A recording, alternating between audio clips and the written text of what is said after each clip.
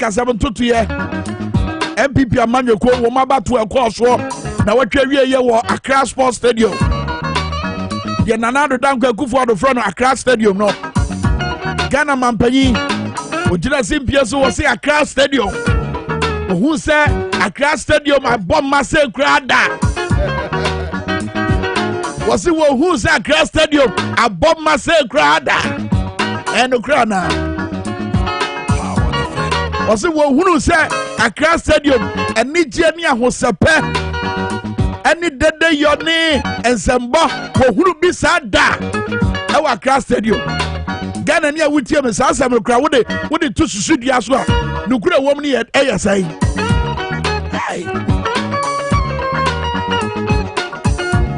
Berecho bia yere enkomo kase yere bebramo e Dwabo Ase dwumade yi so ye friwa na ya bo awuram na ye de agudie mu nsam abramo after agudie mu nsam ye bebo ye tonton sansan ama mansan nyina hunu nukura wo ye o my Ghana ni wiase afa na nyina yesu ya dwenkyere bedan na di wabra ye din dan nsam na munyina mani tua no adie ye frie tonton sansan a na ye de kawadwen abramo kawadwen ye bekoso agina MPP amanyekuo na bato no moto ye no Dr. Richard Amwakoba obeba be kan ho ode PSC okra bedi nkomo hwehwehwem bi ensem bebre na efifiri abato ni moba sika omochiche ye civil na Samuaboate wobekọ special prosecutor ho ana wobekọ akobo owura ntim charge ana because was sika chiche no eno na nam so nti delegate Antoine no na chaba want to be any a year party chairman ahodo a wo mu begina e monte so wo video mu na omo dan na di se John Boadu na ebe di nkunim e wa abato onim no na die pa na na no mo gina so say endorsement no mo ye no eni omo party mra no die na kire say no mo party mra no tie na omo party mra no ma ho kwan say bibi sa wa say ekoso na nye bia o my Ghana ye kwa emefa yesese say obiamia na bosuom no eba ne say na National Delegates Conference political party e wa bemu e wo say wo dan say suban na obudi tufuo na di no eba ne say e na ye hwie sika bebrebe say gu sa sika bebrebe no mo hwie gu ye no head of economic management team Dr. Mahamadou Baumia ayama na kwanya amena nkasa no e de no wo ka fa ho wo Ghana ni awutie mie sika bebrebe o mo hwe gu ye awuhunu wo videos mu ene ne ho nkro ne ba no e de pa na ka kire wo efa omo a omo wa ban mu a ye de tumi a hwe omo nsem wo mani abre ti se de omo tu ya fosi ya mo ya boso wo mani abre so omo so bebo o ma boso wo mami o ma boso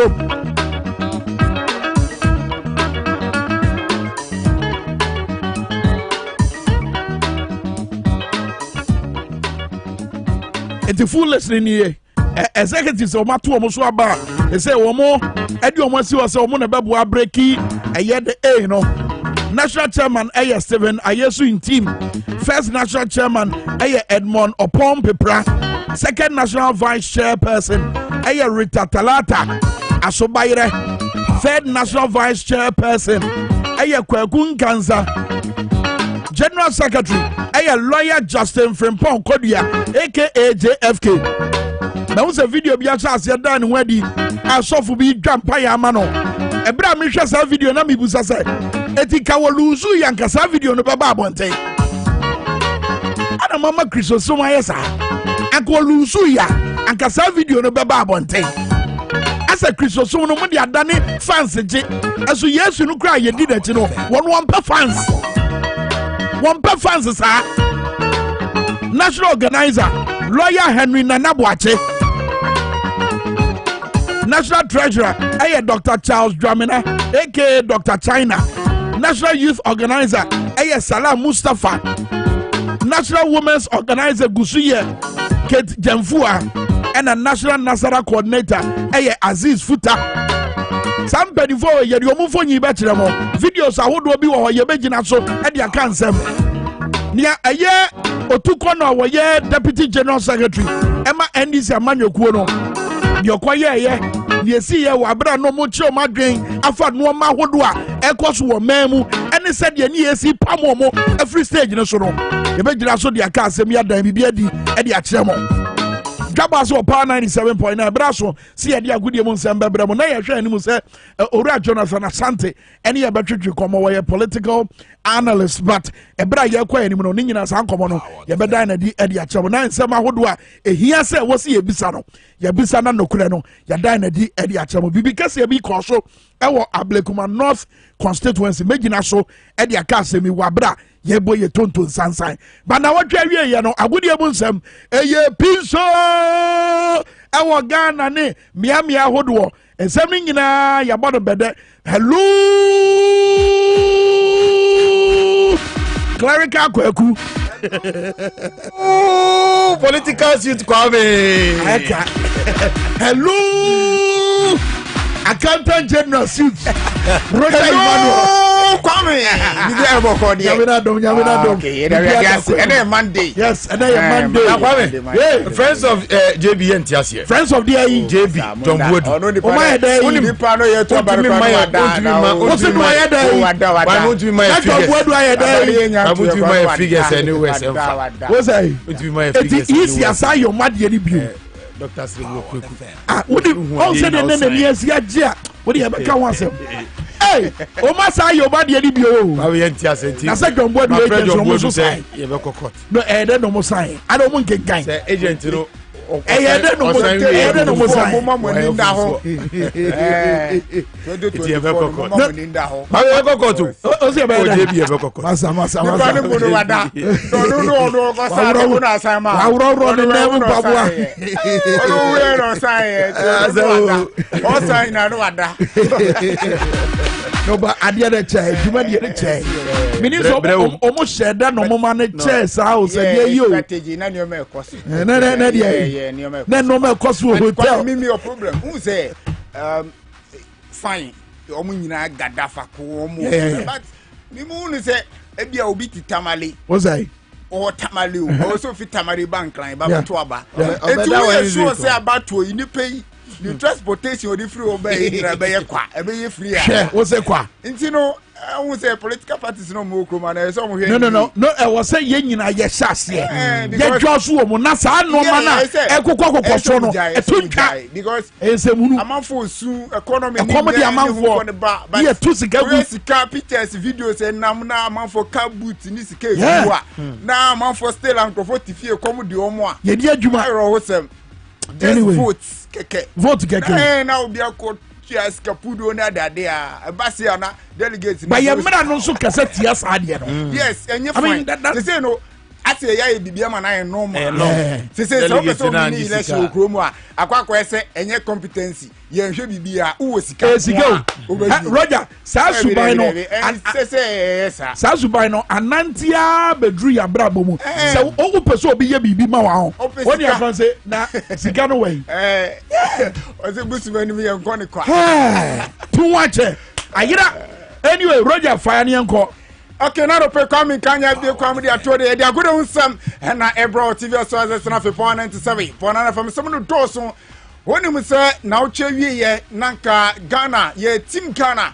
na ke hwe no saka US ne mabetimi akoye amantimi ankwalifa nkomo nim na adwumade no hihye no ye de eba hifo na enya agodo sanse African athlete ni bi ebinom anya medals World Athletic Championship a ekosere ho sam nyina eba the Black Galaxies almost said Jinakura now chewie almost a second in round by no fucking say yet a honson some nyina so e brona fi wura kofi manu blue boy akasa e dey fa players and they ye dey eba so be second from a blaster some of ash gold ntala so almost verdict e ba bon tino wono saka said from transfer news look na fi Kwame no nia e dos ye papa ya bo no e dey ba na unim sa brand fe no say Lisandro Martinez and they wa journey Manchester United na fi ada club Sani Saudo ma ye nyina Lewandowski ono so Basa ebenya Basa na fi Matthew Delites ono so ne de Basa we ni aka nyina no yere ho sem ebro na no pay wo show se chano so se na na prompt the British man ebo Taylor kodiofosu eye producer Sam Teche no na no pay ya tena sere nsem me tin edi Roger Imano obetimi afra me the sports monarch ya frame Israel ko pay yero mna fi enshem na sem famoria na World Athletic Championship to dwa ewa America memo Oregon 2022 ni dia dia to so na jumene ni chase na no fiada o my Ghana ewa heat ni mo na etime gina na so na face no meme nda na homache bo no mienu ye ko kodende ne mum entime amfa branche fen Benjamin Azamati wotoso enaya wentime make man kan entime ankorisa so na branche fen Paul Amoa wono so entime ankor ni o so kodende enmu a na okunu remu okota final remu semi final na eba de wie no na America branche makoma miensa omaji gold silver and bronze na to us for the first time in so many years obakaya adie 1991 and Carl Lewis and Leroy Burrell agi gold ne silver na no mo gi mienu this time around miensa ni na and wonum age abrante Fred Kelly and agi gold no 9.86 meters and at abrante no 80 seconds and abrante ni make any time no 9.86 seconds and otimi ya Utimi energy gold medal face no Marvin Brassi and so silver no with 9.88 seconds and a face Trayvon Bromell and so etoso emiensa bronze medal no with 9.88 kroya na eno ena tese uko emana fema 10,000 meters no so na there's a record holder Ethiopia ni ababa wa friend Gide wono so esa returning ni gold medal waje na no da no esa di series so tese enye federal go neno ena Kenya for mienu baako ji silver ena baako so ji bronze ena ara muntu Africa yeso ye ya de onemum uremu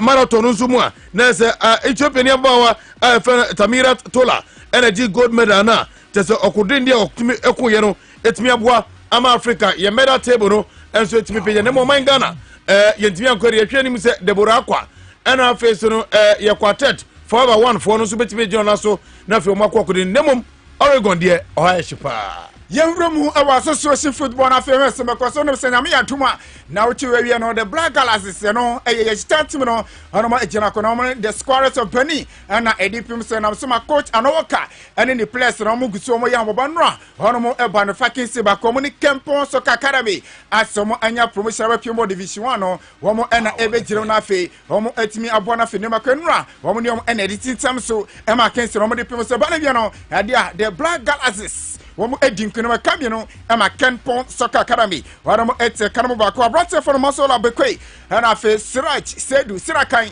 Harima Hasefo komo na bo 2 goals na boye ema Black Galaxies no ano work aside no edin kunuma no ti no na abrate ba ko a ye fe no se wono se no bo konkan ye pa wono se fe no se poku wono se eti kanaba ko e boye ma Kempon Soccer Academy no ni nyire ti no nyama timi anko ye fa mo na nra bibia ba na wie no na coach ano work ejina na so tuja sampa se Ghana ye koku bi se ano dia omunya se wo se pesa he no betimi elidi na afi nema kwen na so ma me no ka se de Hasefo koma brante for grass na wako empere for appoint na se captain wono na elidi tim no nochi ne vice so ebe ya brante for Vincent Atinga wono ebe ya second vice na fi third vice so ebe ya brante ye for Imoro Ibrahima wo se na kan de makrobia Kumase Asante Kodoko na coach anowo kase mfantuja se we mu any players and option him say game wa gar any bani ebono wono mu ewrem awo camp say na goal personal eti ono mu ayemiensa goalkeeper Abdullah Idresu wono awo Betem United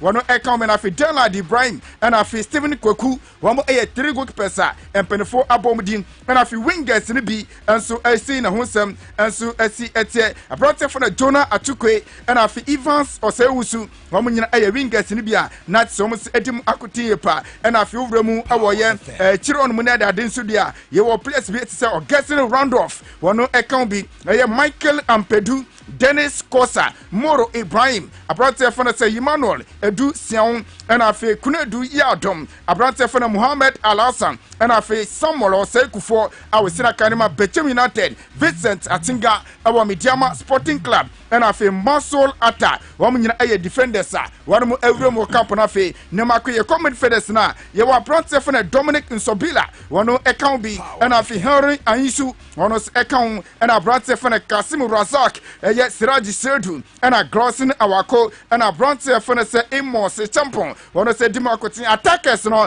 e abrante fana Masol Abekwe and afi Daniel Friye Banier and a Jenemu Boati Mensa and afi abrante ye fana Kevin Martin Andor Osina kan Edima Carolina United coach anoka CM Fantuja say we need players wadi omo awre mo kampamra Ghana ani bani ono mo chantim no edi epim so. All right, if you are enim dia onim se nanu fiada edu fiada sana se XYZ Teso TV na se a group papa sport X sports profile ena ya na jibedi etato dwana nanu fiada openyi a efe Kofi Menu Blue Boy ena enya akwanya ne betena so eni didi nkomo a ne no ena ebisa no won se enei as a Ghana mrantia ya wom e Ghana ha ne mo ye wom amanone omo ahyase switch so mbesi akan dia mo man Ghana na sen eno hu sansem no izifa no wache so Ghana ha de nka o se player bi peso si akan mo man na ono ani pepe kwan so na waba besi akan enye se Ghana Football Association president ebetu aramana fioni na player bi aso esren zo mbesi akan fa mo man Ghana eba ne sa na se ye ya national team no entokwa sim confusion ba na eye sanso dia yam football no na ego yentie Kofi Menu Blue Boy abra no wakasa. This administration of Ghana football, no, they think that they do anything anyhow, and Ghanaians should accept it. Whatever they are doing, why will you be going around begging people to come and play for Ghana? Why? You call World Cup quarterfinals. 2010 African record. Did we beg anybody to come and play? So why will you do that today? Why will you do that today? What the leadership is doing is wrong. And me, Kofi Menu, I'll say it. You can tell me that I'm an enemy. We don't do football like that.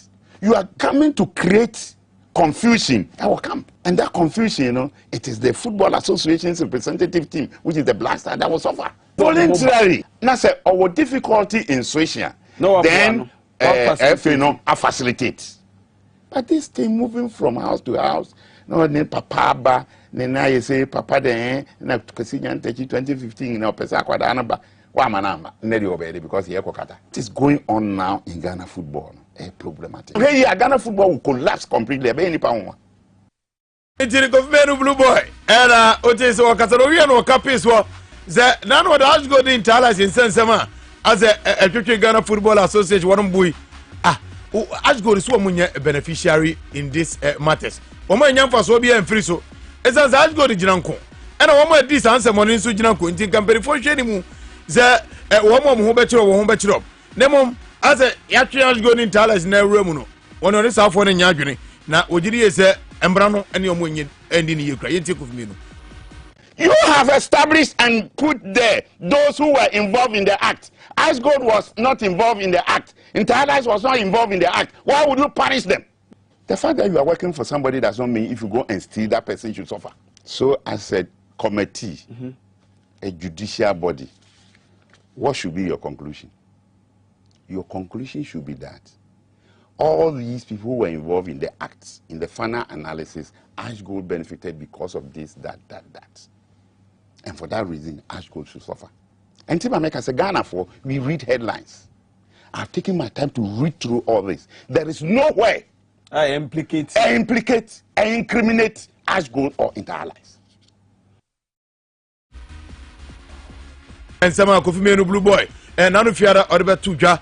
X sports profile so na as good onim say onom kwa pila pino say timianti tawon ne yate ani say owura ye fana na chicken onim say ono kra no di kama as good ton sensem odi mu akotimpa o say obahwe say obetimi akọ review awa afi akache na etimi abona afi na bia nneoma etimi akọ na asansem we kra de afi for no kra de o say onim but ohwe say mranti obetimi ewura baby nanka e bia omo activity o say mra bi obabi obetimi di activity review no sa na ne lawyers na da de kache ne ti ohwe say bi obetimi ayesa na ofa sa adwure nyina no yesi ope ebo ato abanoma no no so pe baby ehuri esi na say report say ba no say every na confirm say womu kra de homu nyante sa asem kra womu ye nhihye e ma team a obetimi abe replace Ash Gold our Ghana Premier League next season team obetimi awem na say na mpenefo aye ne kire say executive council kotena se no womu say playoff e na ye di ebe hihye so na playoff no say na etie team so obetimi akire mu na sa playoff na etimi akose no husem no say na etie hwenem say ebusian doors wono mu awrem e zone 1 na afi omu etimi abo na afi nema akwenu achi uwrem so e zone 2 no so a ye benya liberty na omu so etimi awrem ho na afi bibian so etimi akwenu afi uwrem e zone 3 no so a ho so ye hwese no so no bibian so ebetimi akose na afi wono abona he team a wono betime di nkunim na afi Ghana Premier League nim no wa ba be replace team a ye fa ne se aye Ashanti Guarantee ye behwe Tamale City zone 1 zone 2 ye benya team fa ne Busan do asana afi zone 3 yanya team fa ne Liberty no mo nyina akompete na afi ne makwe na ntu ena perefo de atuja se oba division 1 nso a was say Ntala no so I was see a petima or also from division 2 or also betimi awre mu na afi no so ahye nanan na afi bibian sa koye kama na perefo de atuja say team so almost edi second e wo mo zone mu no ehwe so mo betimi akompete na afi bibia koye kama perefo de atuja say team efene na Gold FC one ebetimi awre mu sansena Agbogba FC amuse epiem na afi Port FC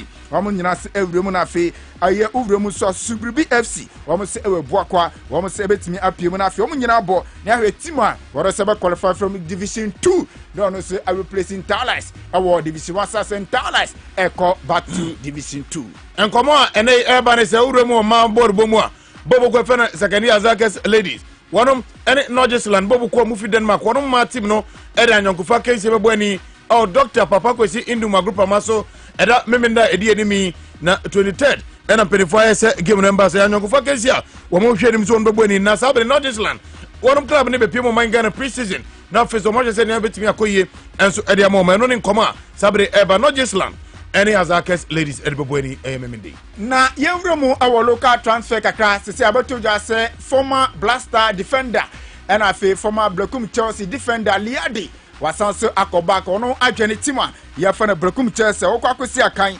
ediamama 3 years contract and abrante na san okosi akan ediama Blakum Chelsea bi Krobia Kumasi Asante Kodokoso hwenim se Legon Cities ni abrante fa Andrews inti menu se abrante ne monmo so ani Legon Cities na sen sikasema ede abrante iso ni monmo so ani ntienei omesi akan ma Krobia Kumasi Asante Kodoko sa transfer ise be mu a ede hu kom bebreo me ba yenko hasofo koma ka che no se Tamale City ono our defender bi na oye Avorian ne mo bo so ni bro report e ba no se bronze for na Charles JB Aliko se report e ba no se has in California Abrante no akasa ma personal terms no waja tum se next season obeba na fi Rainbow Jersey waba be she area ma hasofo Brekum Charles so announce sa Abrante ye fere Emmanuel Edu enkane na wadago edma Brekum Arsenal team no Abrante ne bana face wo goalkeeping department no wabe bo amane man so timi akoye di ama wo me ba che omena ni konti ye kwam no ni na fe ya so nsem no se na no pe ya enra na eba beto just officially Argentina ni Abrante a we sina kan di ma Ayas ye fa na Lisandro Martinez se de Manchester United omuni Abrante de ewie bibia till 2027 and obesi akan Eriama United na mum send contract na so na ne modebo koka sound option se wetimi asanso I standing na fiba ko de account na fi bibia setimi akwesika piemu 57 million euros Saudi pounds no ma 55 million euros eno ni sika eno awremu awa Abrante finally Sandro Martinez na Manchester for chire so mo wie no no mo wie ye ono mo hwe no se na otwiye mu Abrante finally Frank de Jong a we sina kanema Barcelona ono mo ebe wie no mo wie na fe na otwe besim so Abrante Anthony a wono sisi akan erima yasno wono so omawi ono se ne deal no ne na mu ono Cristiano Ronaldo amane bo eba ne sa Abrante no enei imperifo eri tudwa se enyade okobe bia ne montie ne se okosi akan erima Sporting Lisbon ebobuko no on loan na Abrante the Champions League wo pa bontino as one Manchester United bobuko no edi atita nei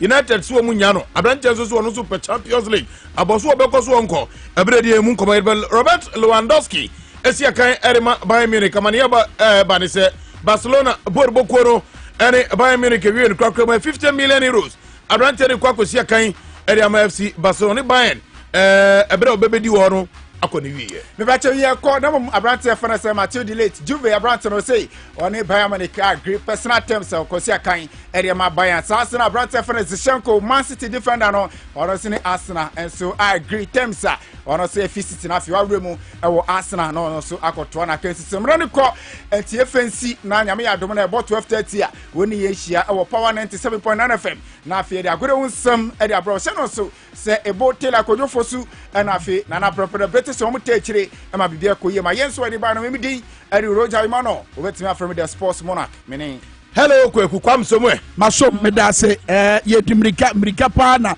ye tu anopai bibia ye jaso anopai na edwada ede di kan awo na otwe foforo ayate yasimu ede a Nyankopon wabie kwan na abai kwan ni mu na wo a wo hwa metie me wo ye nkunim dini ɛnɛ ɛyɛ da a wobɛdi nkunim ɛwɔ sikasɛm soɔ ɛnɛ yɛ da a wobɛdi nkunim wɔ abere a wokɔ dwom ɛnɛ yɛ da a wobɛdi nkunim wɔ abere a wokɔ adwuma mu te sɛ deɛ mumu dodoɔ na ama bɛgu Facebook live a mohwɛ mu ne yɛn nyinaa ɛtu abom na nokorɛ no yɛka ama mpanifoɔ atie bi citizen wise ɛhwɛ all the way from the United States of Amasaman constituency Patrick M. Ingetia ɛhwɛ free ɛyɛ ne fie ɛna afei so Justice Obiba wɔsi good morning Kwame and Power FM team Maria Adam one day wɔto ama piaga deɛ munya no wɔno wɔ ayi ewiase foforɔ na piaga ni abere sɛ JFK ana ɛkɔ dwomboadu ni baabi akɔ JFK ana ɛkɔ MPP abatoɔ no kyerɛ sɛ breaking the 8 ne yɛ possible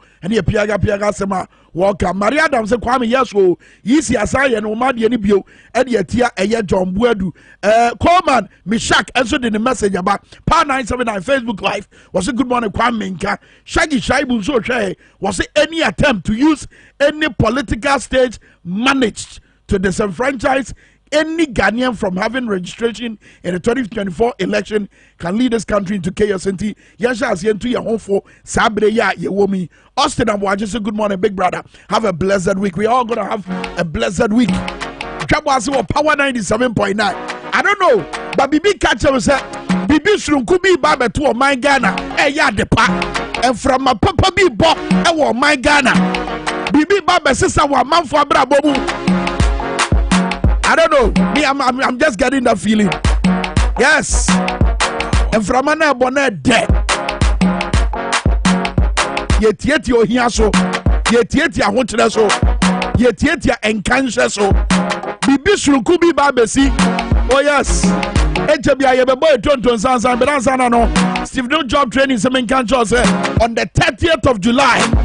Ghana niya winiya juma Ghana niya uwe juma nansu waketia esha ebraso sa obenya ensano nyuma ntetiye na wanya juma bi on the side na no wacha amanfo said yesiye enwafuo na said ya ade na sie didi amanfo tirima amanfo ahya ase ye enwafuo no on the 30th of July 2022 ewo Delcam SHS Adenta Steve no job training SBH said yesiye enwafuo snail farming, banana bread, banana ice cream, air conditioning installation, portable biogas, hair conditioner, hair shampoo, powdered soap, biodigester, the concrete culvert, brown sugar, yogurt, electric fencing, and a CCTV camera installation.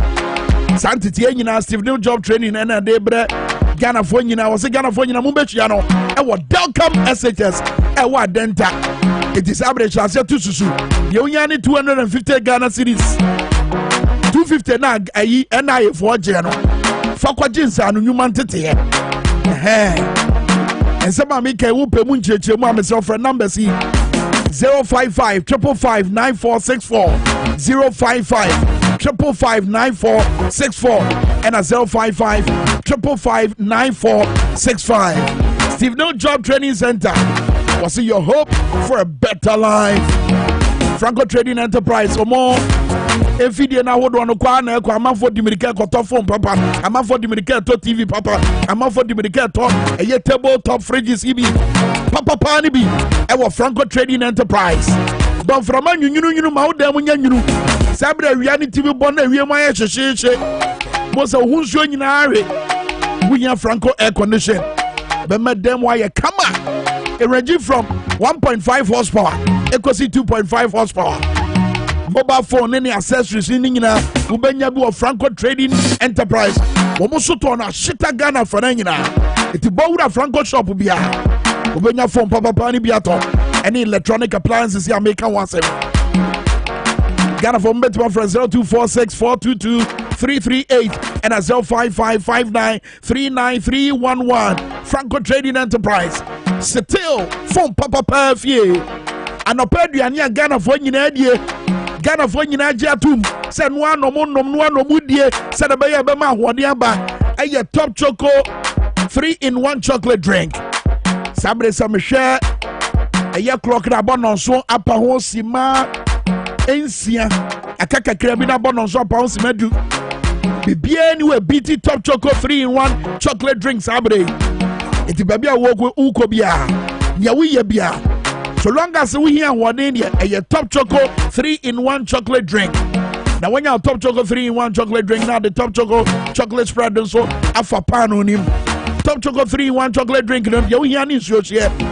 Nyafida be waste you time across to ahodo e pe sichire akopa mereke akopa cocoa yeah Ghana cocoa yeah bia na de top choco 3-in-1 chocolate drink afi sichire wo mu dada mereke wo mu dada de wo ya ni nsuo hie na for the top choco chocolate spread no wo de afefa bia pan no nim na bibia wie peye na no pa didie no esipia sita ama hoode abawura body nim top choco Ghana he ya ne so top bia be kom bia benya bia to etufo betwa for 0551 033033 top choco is chocolate oba Facebook live am body Justice Obiba me hu Roland Blesser Toklo me hu wase Kwame more fire Amusu Steven me hu lamte lamte ni wosu ye hu dada ye da ho aba ye ba be boy ye tonto nsansan mu na ye gina MPP abato na ekọ so no sikadie sikache ekọ so ene nsem bia eye empanifo a ye de o man na show mu nsem no ekọ kan ye wo sa dwumadie no ase ene nsem bi nso o makoka wo miamia hodo a se wo de toto nya esi wa mama hodo a ene ne bo abira eti question is say efa no munya omu information free ye ba se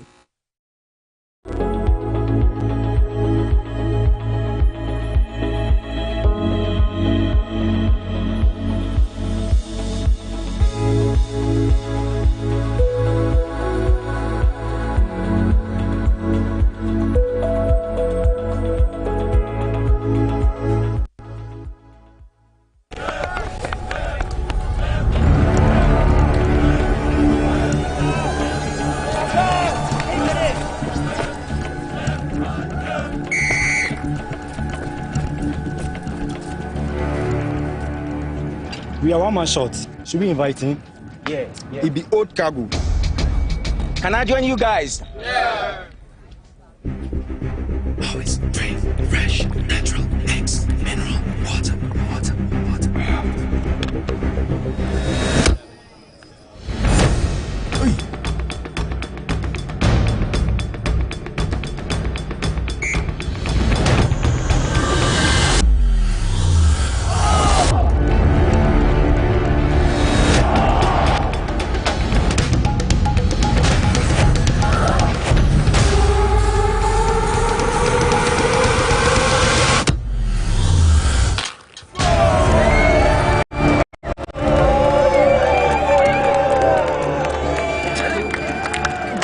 Still got it. Always keep hydrated naturally. That's my secret. Manufactured with the primary aim of preserving nature's finest minerals necessary for a healthy mind and body. X Natural Mineral Water. Simply natural.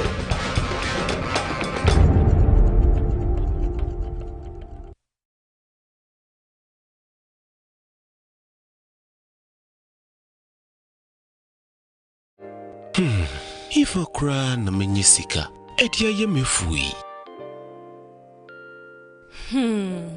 Ehin fa na menya bosia edia tre medwuma yimu kai kra mabre menye bosia ato taxi fofo Suhum Rural Bank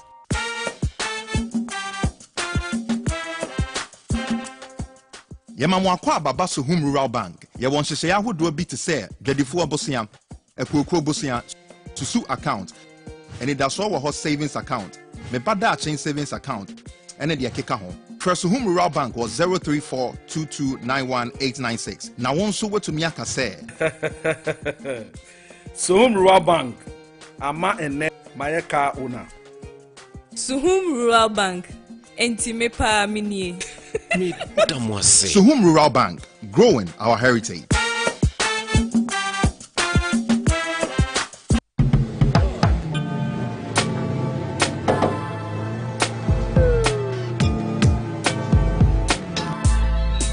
Welcome to Auto Check Vehicle Diagnostic and Licensing Center. I hear my car can be checked here without going to so many hour crack. Sure.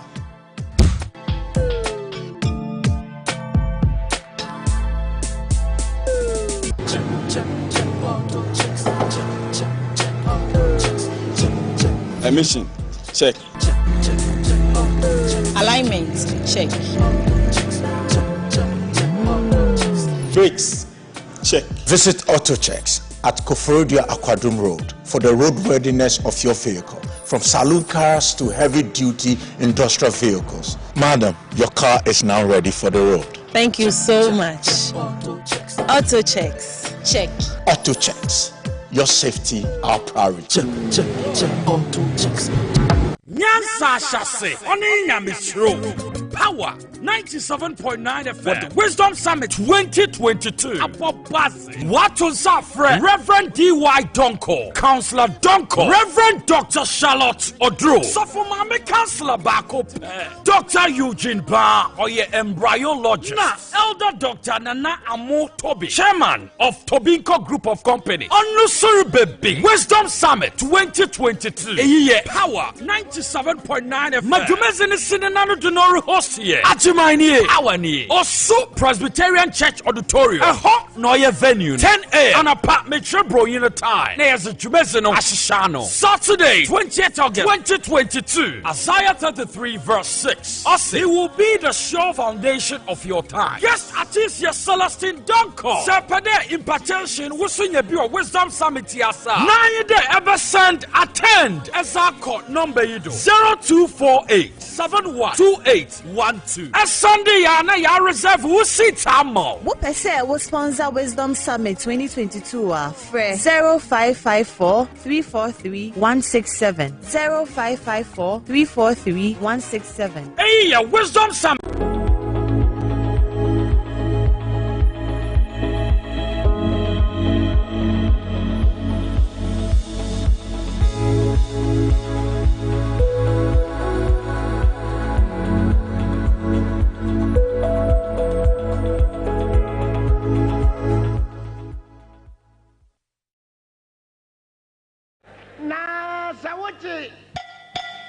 Konkoya natrasa samaba na sawote Konkoya natrasa samaba na sawote Konkoya natrasa samaba.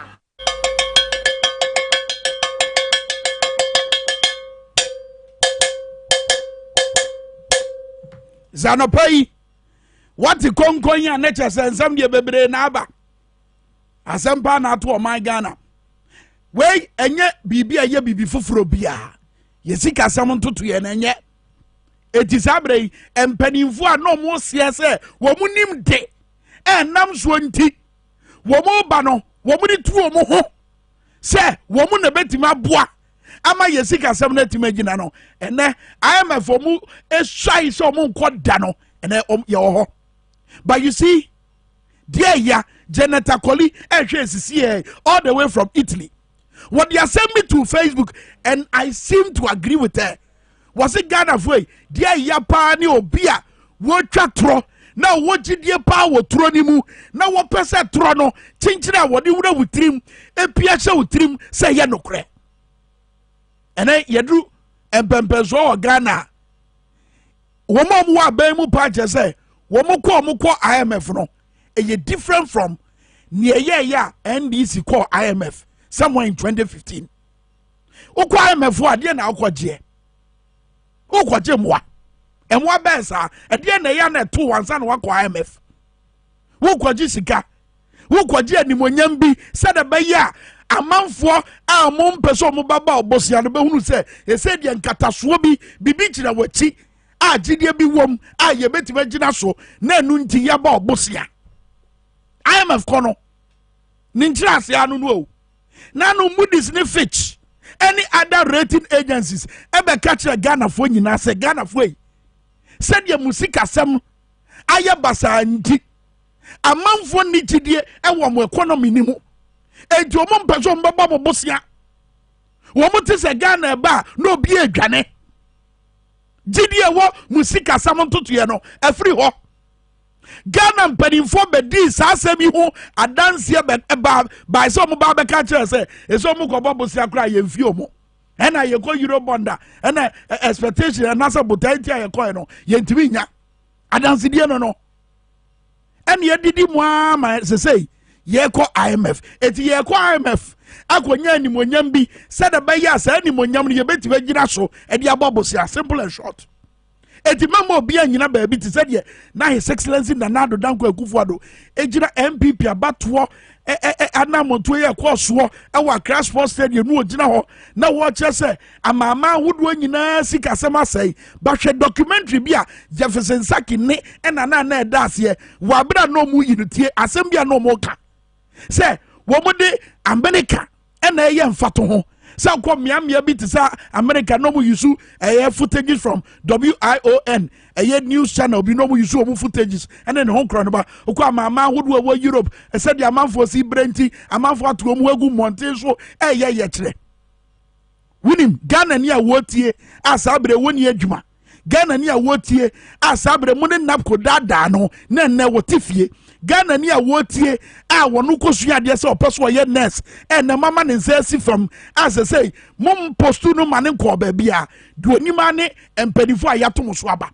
wonim Joe Biden enko apamu bia woni president ye friend for president you friend say woni friend for president enko apam bia de woni na ko apam eye mampanyin Nanado Danko Akufo-Addo woni ne Dr. Baumia ene ministers ahodo mo ene agi adwuma asomonsa but ya na nwa wona say wo mutimi dwane free eye Cote d'Ivoire no mu dimirika ko America eye den na Cote d'Ivoire ne inflationary rate no ewo from echen Ghana adentina monfa Ghana entutu Cote d'Ivoire ho ebra na mu petumi na mo de Ghana tight to Cote d'Ivoire ho adentina sa bra dia monfa entutu Cote d'Ivoire ho mo ya na mo ko America Ghana ya America na Ghana fonso a mo so munimte a mote amama hodo a da bia sampanifo yi ka asem ya na mo so mo trumpet no wo de mo free eye Europe and America na mo ne metena o Ghana just for 2 days me challenge mo free Europe America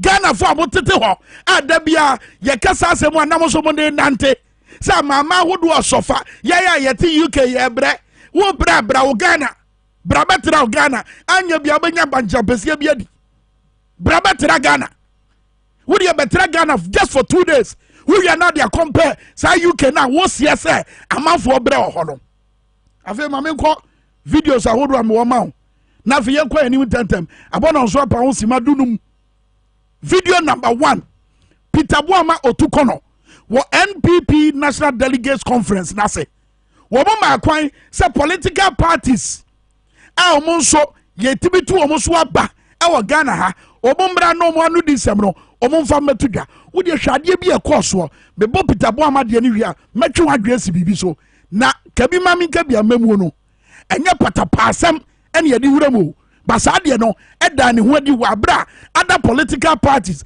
e mo solidarity messages tie we. Ladies and gentlemen, I take particular notice of the levels of ostentation on display and regret deeply, rather deeply, that the MPP do not exhibit any modicum of the ability to appreciate the need to be sensitive to the people of Ghana in these times of great suffering and pain. Fellow countrymen, ladies and gentlemen, the new patriotic party remains the luckiest political organization in Ghana, having to enjoy undeserving level of goodwill from the people, yet have only offered poor leadership, incompetent leadership, leading to the current economic meltdown and hardship for all Ghanaians. The NPP government have been privileged to benefit from a total of about 500 billion Ghana cedi in revenues and about 400 billion cedis in borrowed inflows, compared to some meager 200 billion that accrued under their predecessor, the nation builder, His Excellency John Dramani Mahama. Incidentally, Ukraine-Russia war and COVID-19 has become the convenient whipping boy. Tolerance. Ladies and gentlemen, in wrapping up, finally, when we were coming, I decided to buy a ball of kenke. This ball of kenke sells for 5 cedis. The leaves on the kenke alone will be 3 cedi. More expensive than the kenke itself. And guess what, ladies and gentlemen? I bought the kenke with my Ghana card. Brother Otuko no kasana say ye pese ye fa kwa bi so ye dey epam no but you see o man no mo botche so wa bra no mo ye pa away e bro Otuko no pagya dokono no na wo ka dokono bo no tie de na no mo ka no bi etiem say o mo ne ya adwen wo mo te wo no empo no mo ba beto aba no wo mo ba ho so mo ba be hwe se de abato no esi kro no no mo ne ya adwen radio station bi wo Kumase o mo tai som ya from sompa abantie bi kwotena ho ena na no ye analysis bi efa eye MPP ho na wo se wo de wabobrim titiru mampanyi na nado danko akufodo wo se adam me so da ya na nado na omunim no ansa ne ye kɔ 2016 abato no emisa nyo no ne hwade we mame masafa nana ya safa nza se omu nukrofo yi ye dry nana ade na ko te kufo do na huni na nyo no gina ona to no be photocopy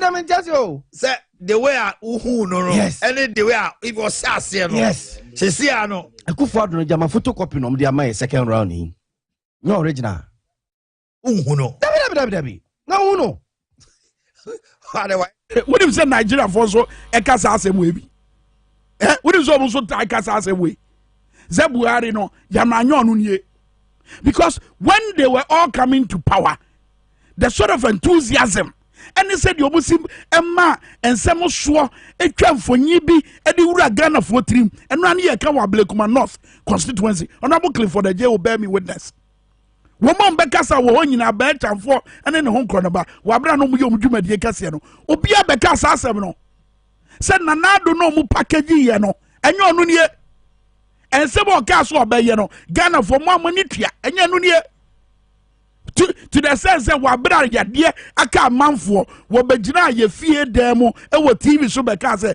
ye nim said ye si ma amanfo si enyane free ewufuom ba ye nim said ye si nyane ye si kasem wa bra owu ato no ene ye si kasem owu ato no ye tibi nyane no ye nyane ne IMF no wo de tie Canada Japan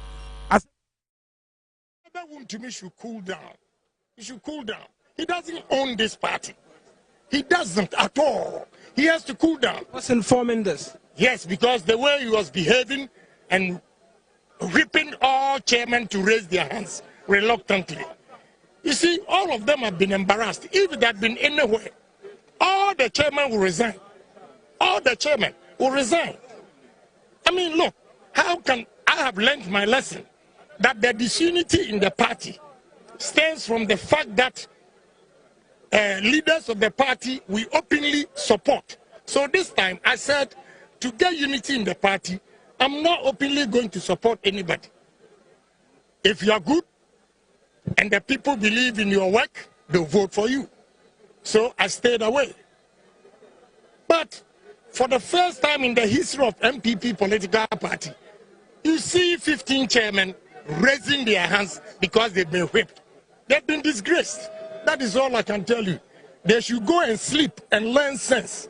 That if you're a party chairman, you starve your people underground there, you cannot change their mind. And that is the decision we have taken.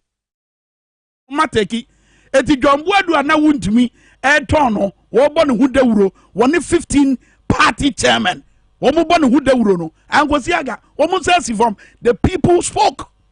And sana abato no beye adewe Ghana for mo fantu anamo na mo fanye bibi 2024 wo mu disika no ba mundi disika no wo disika no wi a dwe wo ma dwe wo nana anom dwe wo nana nkanso anom na fu wani esidia esi sabrei nia 2016 wo mo kan ye ene nia ye fami fa ye nyina so na fa koto aba 2024 fa koto aba 2024 enu no madan na di no ya metra mamo momba tuto manfo adwen. And unfortunately, political party akesia mo eba bakwase mo Ghana for etadi o mani di mochi hwe no ma mo yiye hwe sika na mo chiche Stephen Asamoah Boateng accuse owura ntima wo ye say one na national chairman wa accuse ni say wo ye vote buying ye mra Paul 1992 constitution article 331 representation of the people law 1992 eka say a person commits the offense of bribery if he directly or acting through another person gives money or obtains an office for a voter in order to induce the voter to vote. As to vote by Kwame Ekoso. 2020, but now you are coronavirus about Sikabebre Bomunyaye, and one over the year. And now, also, who died at any wedding, and one Magasabatum. Nation the Abato Commissar, so yeah. And mana yakin kanwe a makruche gu krata so the omatre won nsemu no those written in words are different from those written in numbers. Incompetence all over the place. Incompetence all over the place. Abatwa komisa yedi dwumadi shan nsam se won hwa abatwa na e course wo MPP National Delegates Conference no wo twetwe emma no a waboaboa no abobo no wo twe wo ensam mu no west dia wo twe ne ye different for dia wo twe ye e wo macro mu no numbers mu e ye different ene ne bo abra John Boadu dia no. But I'm even wondering why John Boadu is not even taking issue with this one fan say asem. Because on one case and the agents, no, woman can kind and almost say and you acquire him, and also you will be sure. Oh, one more agents can kind and you will do almost such as bra. Lack of meticulousness. Lack of meticulousness. Say yeah to your boss in Yasha woman and a down screen or so no. John Boadu fan in ye. Mamma yes first ye. Shadiani ye mame.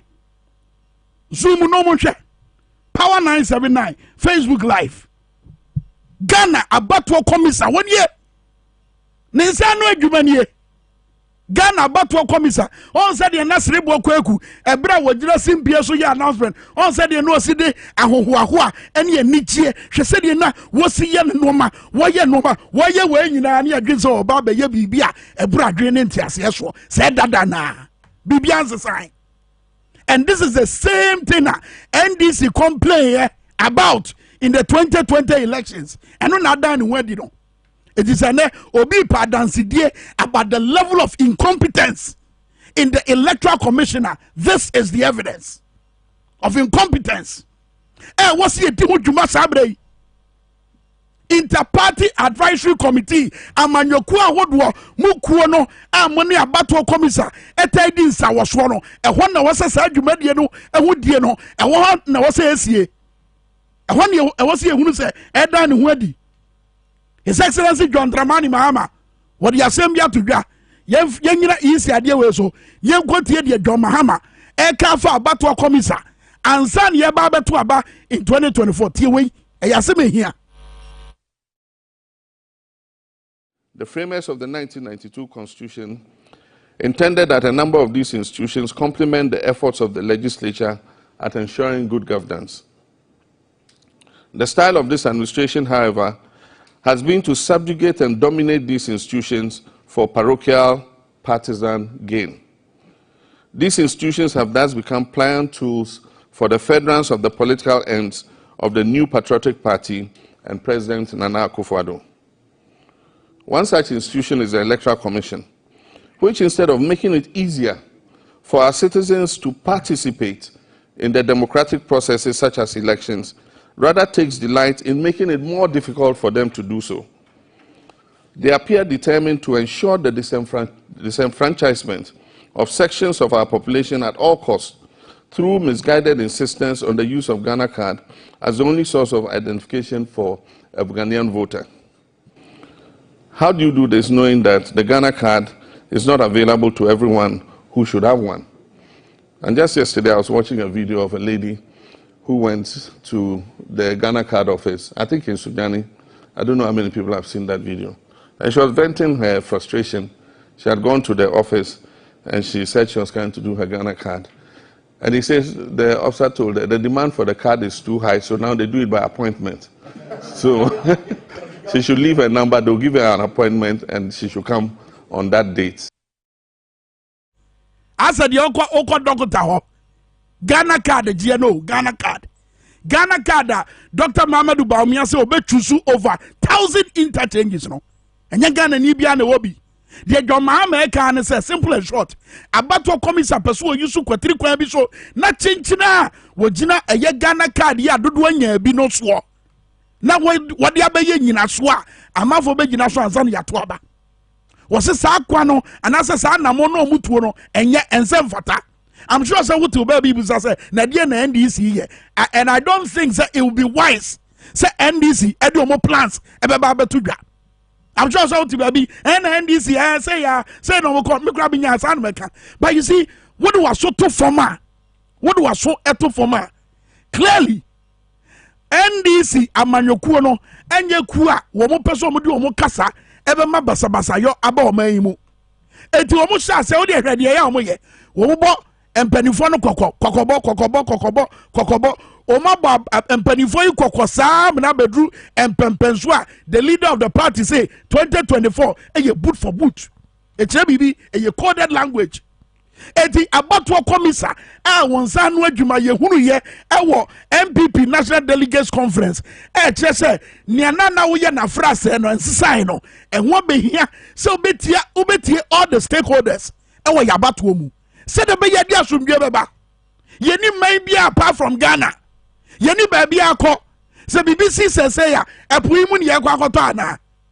epo emu ne ye kwa akoto sabrei ene akwanya ye wo se be ye de tere no man ya fa nti papa afra after all abato ye ekwanya Ghana for tro madwen ejina so epempanifo a wo behwe o man no so me di BOT ne be wie tie BOT na fe yenko break BOT di okafa Ghana card on carpet be an fapin ye capitalism. They always outsmart you in thinking. In the year 2000 she the MPP eba akunyam. In the year 2004 she had President Kufuor retaining his seat as a president and the government. For the year 2016 kwanya nana Kufuor first the bedi akunya. Shekona first repeating in 2020. They always have a different superior strategy, and I repeat on this show. And no NDC member or leadership should not take the MPP for granted. The MPP is not kidding. Share the very day MPP can't break the 8s.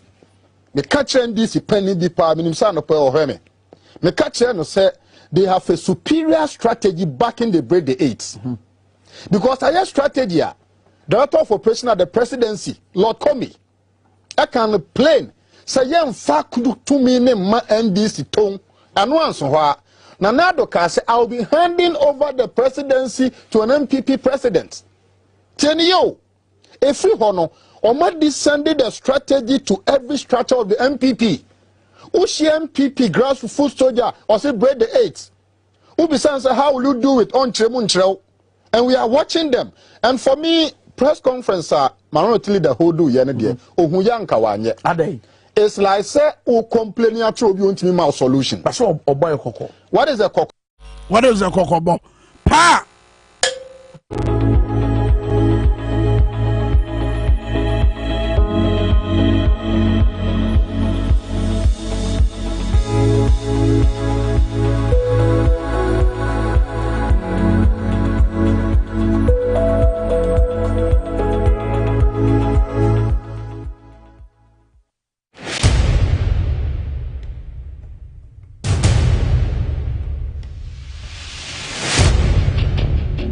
The average human body mass should have at least 60% water for optimal performance in any physical or mental exercise.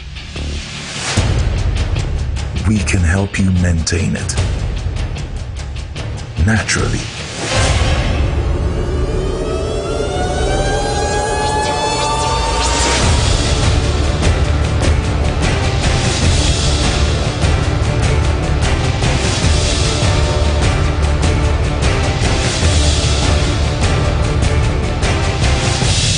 X Natural Mineral Water. Simply natural.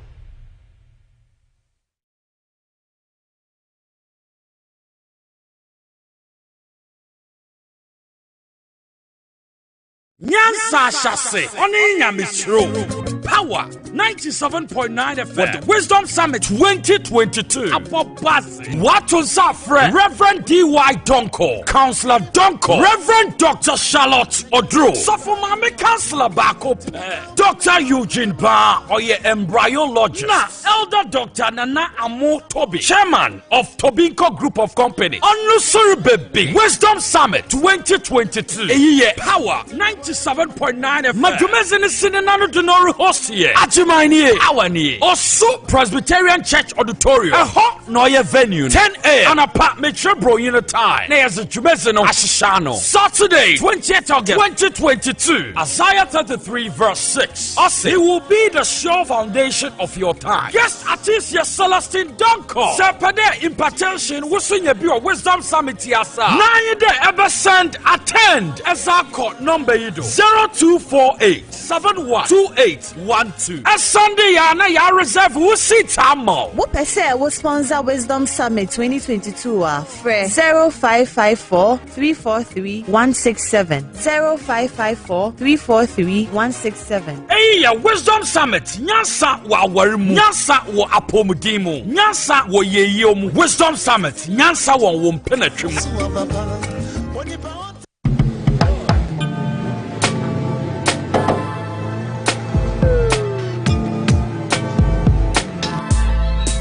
Welcome to AutoCheck Vehicle Diagnostic and Licensing Center. I hear my car can be checked here without going to so many Accra. Sure.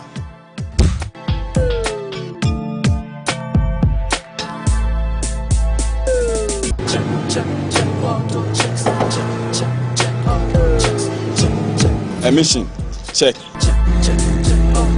Alignment, check.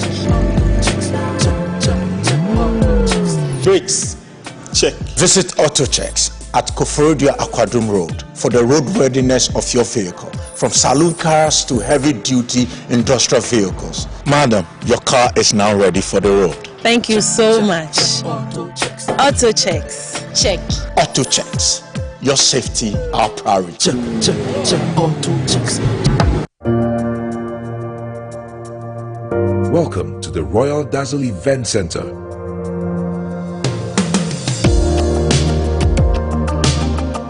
With a lush and well-maintained lawn and garden, you are assured of the best serene and comfortable atmosphere to organize all your family and social events. Live the royal moments here with friends and family. The hosting capacity of 600 to 800 people makes Royal Dazzle the most versatile of places to host weddings, parties, funerals, conferences, concerts, and many more. Create your memories with us. Call us for inquiries on 055-814-8585 or 024-620-2144, or pass by and speak to any of our friendly staff. Locate us at My John, close to Zoom Lion headquarters. Royal Dazzle Event Center, creating memories. If I cry na menyisika, edia ye mefui. Ehin fa na menya bosia edi atre medwuma yimu. Kai kra mabre me busia ato taxi fufu. Suhum Rural Bank. Suhum Rural Bank.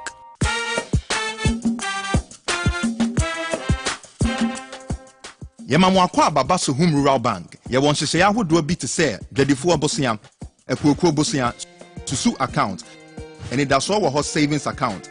Me bada chain savings account. And then the keka home. Suhum Rural Bank was 034229186. Now one so what to me say.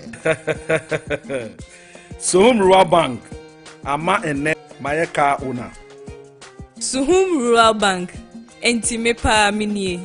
Suhum Rural Bank, growing our heritage.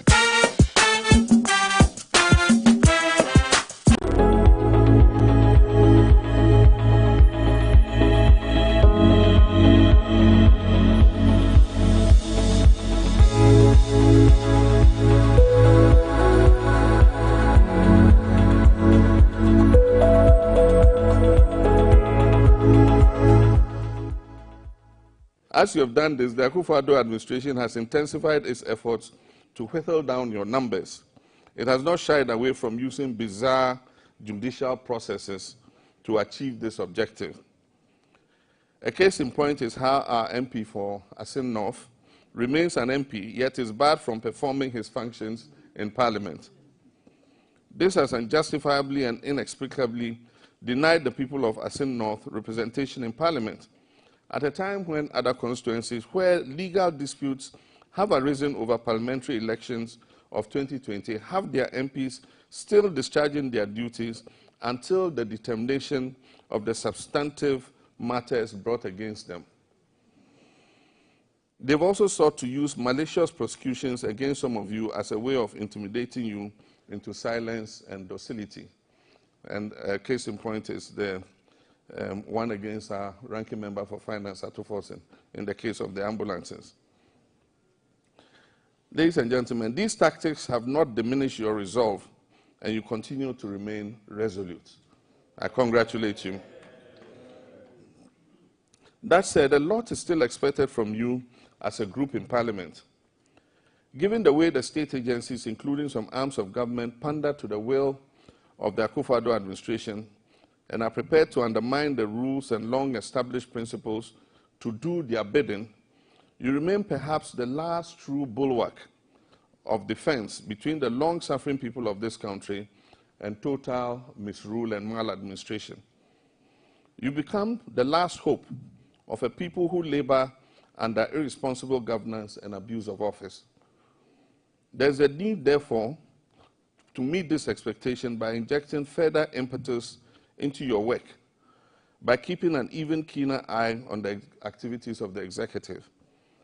The scrutiny that you are required to do on behalf of the people who elected you also extends to all state institutions who have dominated the House in the recent past has a clear advantage.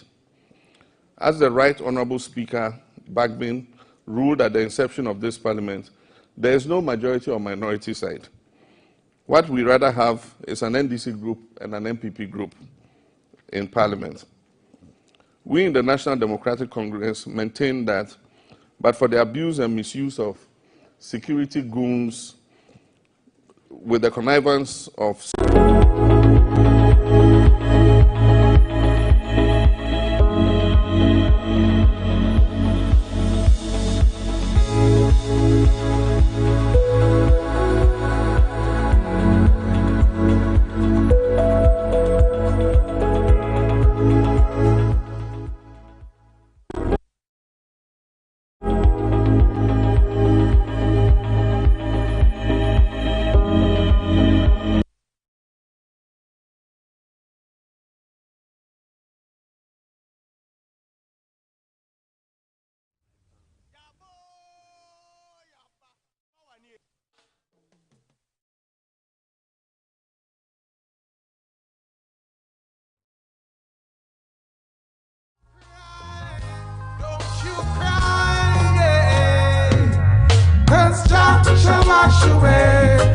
Sasha say, Oninya Misro. Power 97.9 FM. With the Wisdom Summit 2022. Dwabo Ase. Watu Safre. Reverend D.Y. Donko. Counselor Donko. Reverend Dr. Charlotte Odro. Sofumame Counselor Bako Pe. Dr. Eugene Ba. Oye embryologist. Na Elder Dr. Nana Amo Toby. Chairman of Tobinko Group of Company. Onusuru Baby. Wisdom Summit 2022. Eye Power 97.9 FM. Madumezini Sinanano Dunoru host here. Ajimani Awani. Osu Presbyterian Church Auditorium.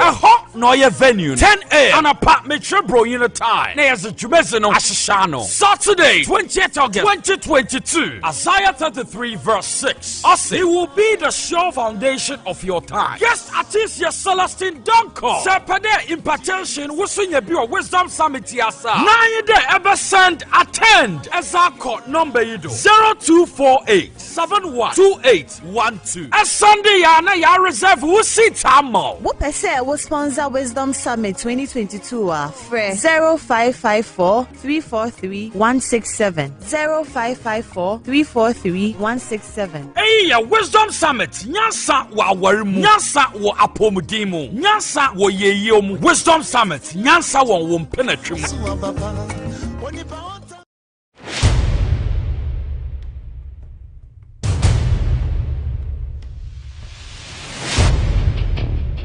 The average human body mass should have at least 60% water for optimal performance in any physical or mental exercise. We can help you maintain it naturally.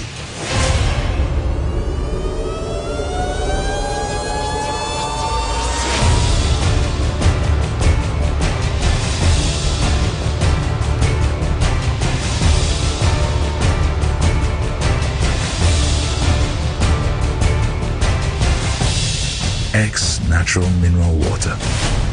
Simply natural.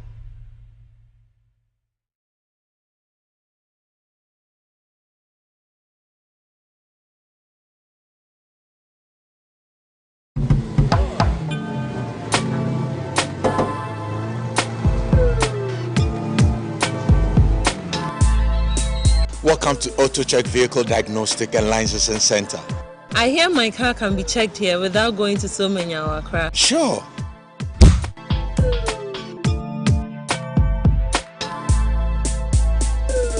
Check, auto checks, check, auto checks, check. Emission, check. Auto checks. Alignment, check. Brakes, check. Visit AutoChecks at Koforodia Aquadum Road for the roadworthiness of your vehicle, from saloon cars to heavy-duty industrial vehicles. Madam, your car is now ready for the road. Thank you so much. Auto checks. Auto checks. Check. AutoChecks, your safety, our priority. Check, auto checks. If I cry na menyisika, edia ye mefui. Ehin fa na menya bosia edi atre medwuma yimu. Kai kra mabre mi ye busia ato taxi fufu. Suhum Rural Bank. Suhum Rural Bank.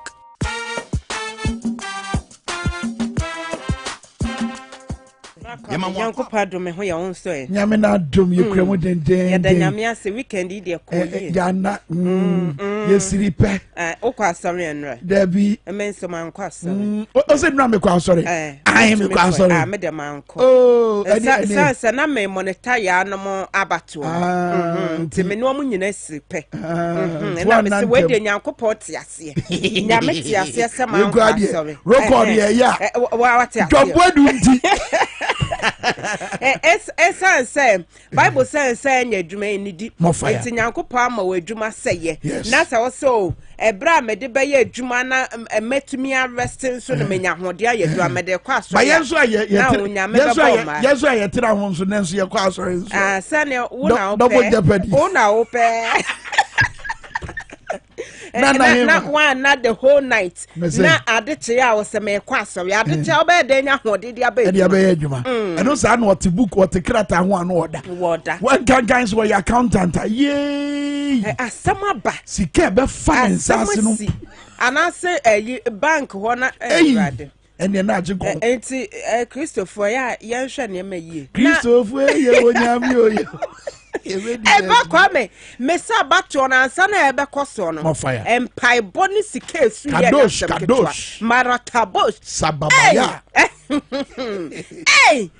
don bodu kwa nim na no motoma ye o tene sa ne bremo na tu mi nyina brase tu mi bit se DFK mo ye brebre o ma se empai bo a wo mu hwie gu don bodu se na nya sem ke ye se wontumi mpa de na etumi o Momo untumi si wagu ne ho anim ase one the other 15. Original chairman yeah one more ono no ka mo ye 15 no 15 yeah Eighty one more cano 7 regions in yes 16 regions. Okay, Otune Hofuntum. Anna Benefsin or predicted. What predicted said John where do bedin guinim Nanso Anye and I know Kechuku Kase and yet Benefsin Kwa national security so ye projection no so far. Nature be you. They say I almost interest in a year. Almost do interest na ye. It's a baby as a band crowd a bayanka on Sancho. No, could it not be say a brand will be such a question? Now, my for drain, I was John Wedu show. Bra ye got to Abano last week. And a BBC. And you win the first time I've been saying Yamutu action. Okay. Or your post be a baby as not Yamutu. And now could it also be says, say post and yet you because you're Ghana wow. Okay, said. In 2016, America for Baton said and saying, "Periform we are not America. America for Baton. Obviously, here are recurring clips. I don't sound Kosiaga. It is about time. Yeah, post. One more, yeah. You are interesting. Back Kwame, ya dear drink, baby, Ghana ham pay, baby, so you miss me be that. Wow. Maybe almost. And I be so be that. Debut. Enti omo baby omo kan de ko baby ase ne woni mo guase enti Ben go and sit down ebe on osade no ontwa so yenya pose here okoma ontwa so yenya pose bio yema omo a ye gide se we die ne pose no ba omo we yema ko bi mensa monye na ye omo ntanye omo ye Nana ya enti. Oh yes pa. Eto mo na no mo ye for MPP wono no mo say why na be general secretary. Kwame general secretary na bibia di adanse say John Boadu beko. Eti di necessary. Debi obeko say Yamutu. Obeko say ye na fi. Ye na fi. Me kwa Friday na meta aka say a general secretary na be ya o consider JFK ene oparians esa but na me support kese de nka JFK if he say obetumi aye adwuma no don't to me break 8 ni bomo de now so no ba adwuma ni kese ye break the 8 na ba kwa meka say emre dru say sebe yama yosem no yama enidie bamu na yakono eti yenyi brukios nsem mfiri mu na it's general secretary ne se obeka ya meta ha kan several times I say yema amayosam na nyakono na yenyi brukios and your projection was based on the end some make brukios asem dey em gas enu see post anyway you go get any ye get tiefo nyina na wotwe ye ekoye pinso the bankat ahodo aba ye de mu nsem ebram na hema magimedra mikra daily graphic the bankat 210 that kwesi every day na Donald atto the pattern and Emmanuel Bohoxen etre by Stephen Tim Stephen also me your campaign amount nimfoni na dahe na ene ye ka national chairman ma NPP ma yekwe yewra Stephen Tim na da obakata e bama ne say enfie poropoli adu no 20 years ni wa presa so obeye dwemte ne dia ma NPP ma wa bro 20 years wow 20 years Stephen, but what do you say? Yes, some show. Yes, some show. Because you will be paying. Simon, mon femme, avec the man, na Diego. The current executives are yet to about a woman. And almost someone to me breaky 8 in the answer. One more by sanity. Abomu Jumetimu, a year Amayukun Montino, Yamamutin Kwan. It looks like this time around, not even in team or support. Gabriel Tredakoka say, as I be in the message, correct. And so, what I Stephen intimate. Now, say Gabi in some man, but you say now our support from the presidents. Interesting. Intimu akamu nyinagu faro yakamu punimu intimu ana eko hey yama congratulations why are them it's also na National Media Commission what they are to omen dewbo enuma awodo enim dewbo enuma na ye oman ne dia no ese wadama wonke kom timum na ya wom share ideas ebeboa ma omu dwumedie etumi akonkan Sabra Kwame say ye fa daily graphic na adwen ya wode eye adwuma no one Ghanaian Times Asia na tese omo share ideas sa ebeboa ma oma kom nim etimpo sa na e dey se no omo kom nim No, you on fato ho wo baby. Amama hodo bi a eye oman no ni da ubonuma no aka mo ho abom e wa adwenkro mu saa amena ye bibi foforo. Ye wo sam fato no wo baby.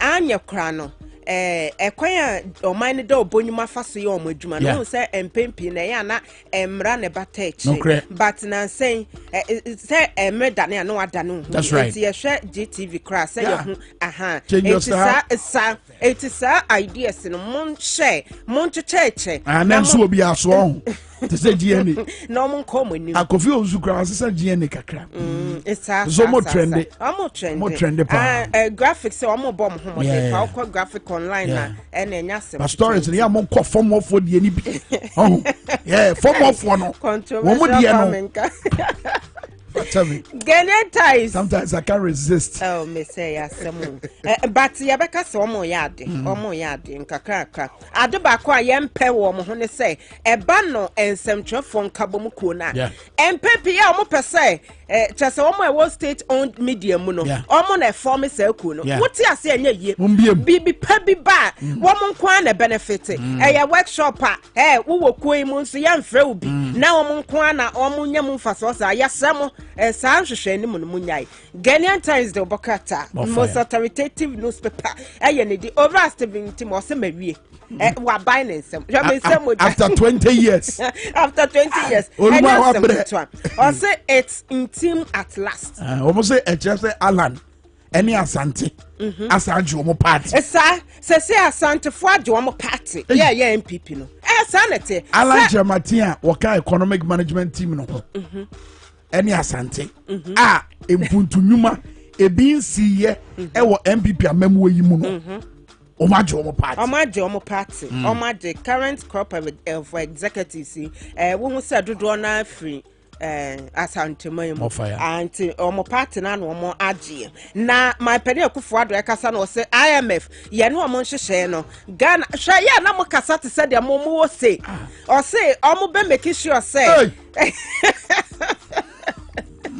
omo ene omo be negotiate wo kwan ye be boa Ghana sa nti wo Ghana ni na wutie my pedi akufo ado wa ba no ho ba ese IMF enhyehyɛ ne nya de ebe ma yawu enya de ahokyere be bre ye ne ebe boa ma yakoye ni ye nya analysis na academic kakra on say ebra na NDC kwa IMF no mo nsem a omode kwa akoto IMF anim no omu kruche gu krata so edan na di mo bi ehunu ye based on the see wo senti meboa MPP de wahu okay eti dian na kire se wo mu no betima hwe se wo mu nkuta hudie no Ombeya amade omso ombeya amade dey ama Ghana interest enti dia na chese sa no bedan already IMF ahwe on grant emu ahwe no ma ehia wo e no de anu aduro edi kan beto dwa se wo free SHS na ye nkoso ankora e mo ho ban e no wasa so a kire se sikadie no doso enti ye ba betete no ma bi so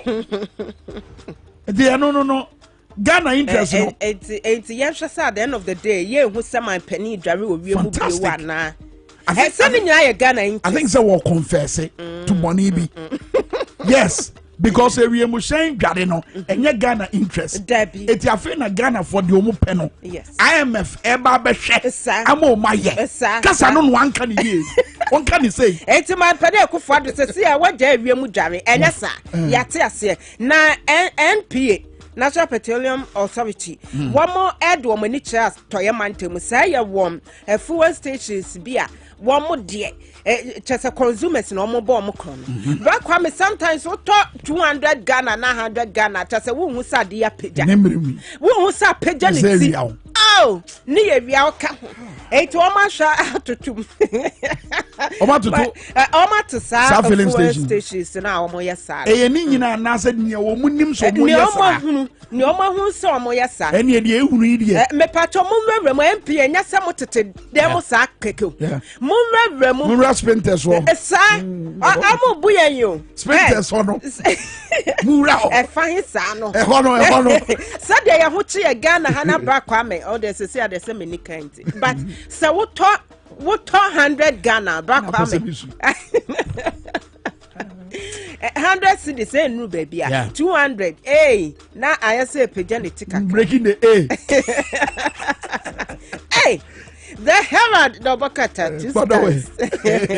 aye ne dini was say chesa woso asase woso pa na atie CNPP amayoko no na NDC so akakakra na duru ho me pa cho ba Kwame Minkah me hwe Herald mu a na mane o de ba ye ne kan ya medin na so NPP de me kan ye nti meka what I say boso was say awoso na atie CNPP mu a Dwabo Ase ye na si nchen no ne nyina ye se na omose ahantan ni popo chasa ahomaso mafra wo memfa ma send o message me reply ni nyina ka ho ene ma party fo obufu ye nti saa de ne nso wo hwe sesi NDC mu a ase bi unity saa wo mu enti enche omo bekọ abato so ene bebreti bekeka pa enya asem ketwa ene o se NDC se mo betumi aba aban mu nso a executives no ese mutumi esesem o leadership no ese nsakraye bata se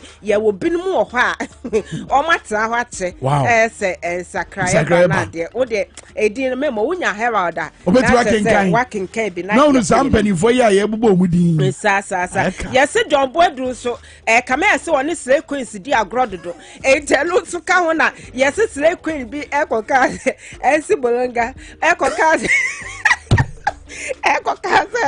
o me Fred Dwabo Ase asem ba me Fred Dwabo na delegate ne se yeah part for cry friend na o fa o ensi bolonga what to be fair man heka Charlie and almost on back to bolonga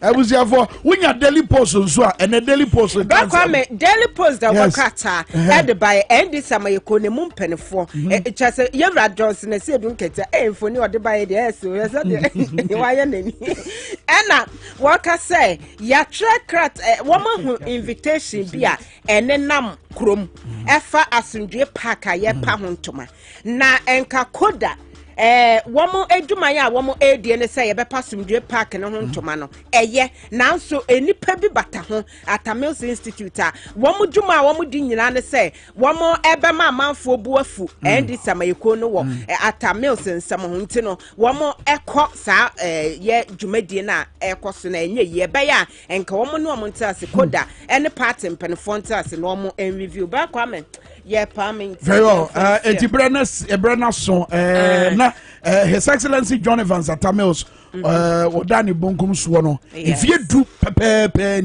na menyanenti yes 24th. Menyanenti yes another day which is the 18th of July. And I feel so Ochina Benada the 19th of July 2022. If we are no panon krokosi Atamils Memorial Heritage a year and Tumano metwa for 10th anniversary no who pay biatwa party headquarters so kwane kwaje wodi me say akogan beto bia ma me wodi ase yes I know one you know what the pants after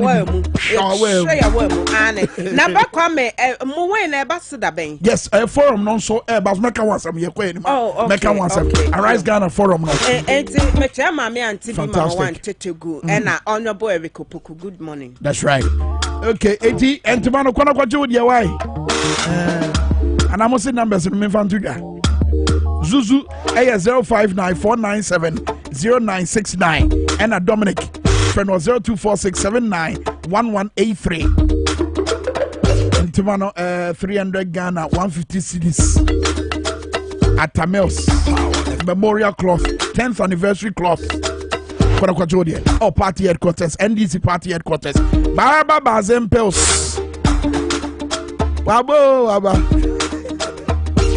my friend man you shame on me Baba Bazem Pels when you no ma shame on you yanka bincha with da reason here simple if you go more how no e to betwa Araba Bazem Pels obesi ma moja ni tu sa amate nka no krampo ko Araba Bazem Pels edra e ma no dodo na nim ne free tete Ghana for man nyine di one dance here to be ka kwaje wodi here Oko Jukad Pharmacy, Kaswa, Tigo Office in Chemwa, Osabeka Biatoho, Pharmaferas Pharmacy in Suwa Kaswa, Unicom Chemist on Malam Junction, Oson's Chemicals wa Dabraka, Ekus Pharmacy wa Shaima, and a pharmaceutical shops are Hoodwegu, Kaiji Drag Lane in Aburawa, Ubenya Arababa, Zempel CB, Ato.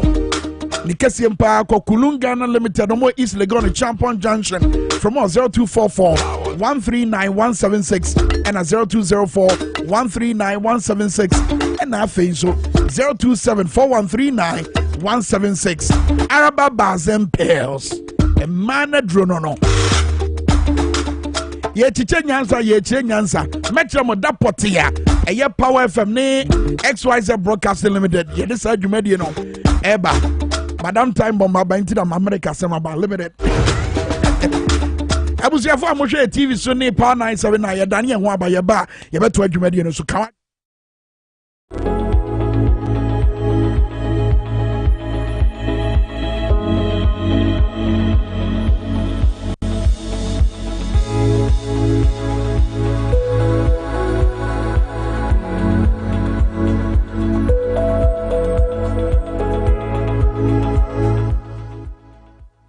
Beye mfie nyensachi nia Ghana ye sha say ye beye identity no na NI National Identification Authority any ye sa dwumadi en ehye nensa over the time omo di dwuma na but enche ye biara no e na dwumadi no wo hye mokena esanse na the Communication Ministry e de abetudwa say by March 31 we now register o SIM card no e ade obelusi enu echi pressure ebeto NI so e ma wo registration ni bebre. And the Bank of Ghana so they are better just say by July 1st, so we need Ghana card and now they are able to me access most of financial services in Ghana. And also at the pressure about beto NI so yeah wash say Ghana ni biara wedi 15 years and above no then sa able to me akane Ghana card and then bisa say wow Oba NI head office is and say your premium services ebi ma no premium services obetua 2.5 air kanesi kadadano 250 cedis. Which just can ria na NI edo card aye processes no edi amount. Abudu Abdul Ganiyu eye penyipa okasa ema National Identification Authority. Ahaso ye premium registration center. Inti obaha obetia sika 250 Ghana cedis ansana wa register for Ghana card. Ebia eye premium registration center inti nkofo jin se o wansa a premium no dia me baha temtema meje me Ghana card na me dia ko inti obia onkrofo bibre omu hia premium registration services on oba headquarters and I yasan create another premium registration center e World Bank tiko honum so onkrofo eco register e honum. But the premium services no identity so mutiaka no it's a premium there premium a premium oba ebia won't delay now we'll go through the process and our cards also you bet me are printing in term amount so fees and charges no yeah they are called parliament parliament approve we into emrano emma kwan say yentimi BA premium registration centers and then you bisa say what you have 250 cedis no premium services no ete o saying on saka Mensaka wa go through the premium processes nembisa senior processes no etima premium services by NI net saying omayama. I don't think they're gonna find the word premium on I didn't know kasa. Premium that I talk say you pay you service you on per your own specific time but then I ever around 11 as of now we have paid this is the receipt not the unfair impose but na beji since morning around 11 it wasn't 5 so me come upon about wasted and they call the home cutting the system do you have your system in Ghana or system work for those who have it or what I don't know into mobile 11 no obi answer and can card I me card we school Kumasi or bar Sunday because of Father's Day or Bible recent papa has to if you never fine also oko ene anechna but also in Ghana card because they also apply for tertiary at the school which is take I thought from be but then here ID card be bad because of only 18 years and don't think we have ID card for we be no yes e be no which is card no I wa have 250 no which is this about 11 in fact na me kola go feel no buy I thought we say be or unko be either as you sent me start following back say or na me buy answer now no still na your friend both give get and say your friend boy I don't know so only paying for na kasa then omo catch you yeah my fill form say bia and omo can send by inside make payments I payments so we say international and train normal friend name be pictures not that I had na omo friend it since 11 e ko 5 into how long na wait me continue so be train na be kwaba oh na system is not working almost 5 into 5 na upon minimum so meant man ya you see say your point ya ban na say ko hin system e Ghana I don't know maybe the minimum system e that be that from Ghana there I don't think system e because e be a basa premium na me be say I don't understand boss try say what's the meaning of premium say omo na kind omo na betimi a chewa see no one is willing to give an explanation be I don't know why your district office ni mo I thought say one day free and free thing beyond there as we do I thought that this you don't free and say can me come in na say me major premium me come say what of those who are doing the for free everything more than years and of which almost say 1st July only say blah blah blah assume so school or account how can he update his account this is common sense inti aside omutia for premium services no other individuals and so go through the normal processes open oh dear no then now the way back 28 January 2019 and I'm registered and to date means enyankai my full then no catch you well I said normal ebeba enyama ebeba so my full up to 2019 to date and then on now me pushy now me say me the bar headquarters the buy no final wire almost sent to call district na district me say me card no ayira so omo decline mixing so for now no omaje me slip mo year for fraud amami so I'm waiting for the new one obi ho a onye kra fine but me the buy and me rush ko ye no me nsanya nkan ye but you are telling me say by the close of this month say me ni Ghana card I can't do anything including the phone call mobile money system everything why because not my fault me ye city kokoye 2019 January 28 business sanka this by the close of this month mintimin bank mintimin phone call mintimin baby I think the vice president is not fair so NIA 84 ewo registration ya ekoso ihu Abdul Ganiyu ekasa ema NIA Ana pressure no metimi akase efi the attitude of the Ghanaian so nim say a bus SIM card re-registration and our first deadline we at 31st March but because of pressure NCA any Ministry of Communication and Digitalization extend the deadline to the 1st of July but they no extend the first 2-3 days after extension no okoye offices na crowds ni nyina swate but after next month July osean koye offices honuma obi say queues no mounted debia inti afia because emre no da ho anka obetimi akwa register for your Ghana card without any frustration as obi crowd be hono inti NIA we nyina no mo besere se nka Bank of Ghana and Communication Ministry no embo modi now extend the date nana deadlines no dey yentimi enchire Bank of Ghana any NCA adia e wose omoye obia enko register for the Ghana card samre no so na say ye hwe data no na say NCA and the Bank of Ghana omodi nhihye bi beba to ensure that nobody loses the bank account and I send the same card na e be a different arrangement sisi ade blame game no ahase say NIA and emfa blame no esan say one protect cards no intem and I say Ghana for emfa blame no esan say me will be a portals no nkrofo amba register July eba so sika na beka bank ho and I say o sim card no ye betwem embre ene ebekire TVXYZ amani boni wisdom pedejome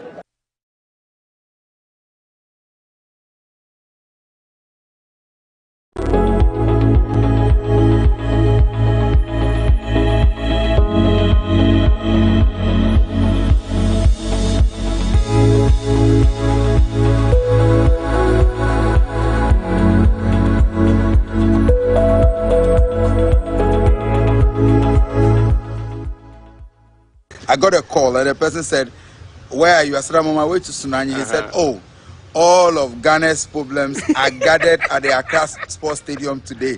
Then my mind went, "Oh, okay, MPP, they are having their elections, but we are here to empower young people and tell them about how to achieve whatever dreams that they set for themselves."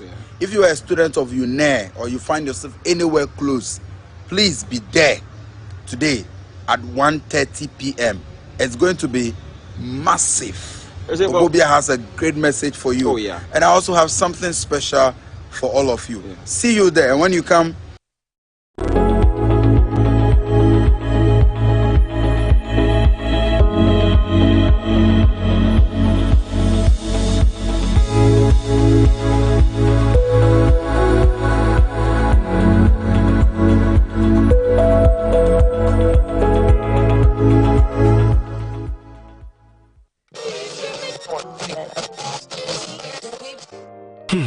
If I cry na menyisika, edia ye mefui. Ehin fa na menya bosia edia tre medwuma yimu. Kai kra mabre me busia ato taxi fufu. Suhum Rural Bank. Suhum Rural Bank.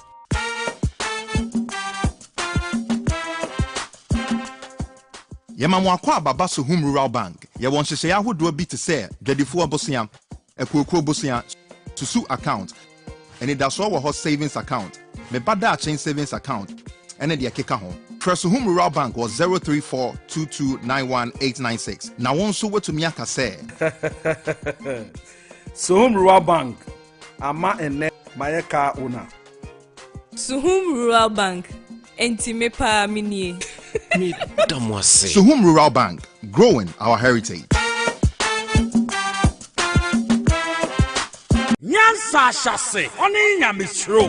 Power 97.9 FM. With the Wisdom Summit 2022. Dwabo Ase. Watson Safre. Reverend D.Y. Donko. Counselor Donko. Reverend Dr. Charlotte Odro. Safumame Counselor Bako Pe. Dr. Eugene Ba. Oye Embryologist. Na Elder Dr. Nana Amo Toby. Chairman of Tobinko Group of Company. Onusuru Baby. Wisdom Summit 2022. Eye Power 97.9 FM. Majumezini Sinanano Dunoru host here. Ajimani Awani. Osu Presbyterian Church Auditorium. A hot noye venue. 10 a.m. and apartment bro in a time. There's a Jumezino Ashishano. Saturday, 20th August 2022. Isaiah 33 verse 6. Ase, he will be the sure foundation of your time. Guest artist your Celestine Donko. Sepade impartation wusunya bi Wisdom Summit yasa. 9 day ever send attend. Ezako number yido 0248 712812. A Sunday yana ya reserve wusi tamo. Wopese will sponsor Wisdom Summit 2022 fresh 0554 343 167 0554 343 167. Hey, Wisdom Summit. Nyansa wa warimu. Nyansa wa apomudimu. Nyansa wa yeyomu. Wisdom Summit. Nyansa wa wompenetwimu.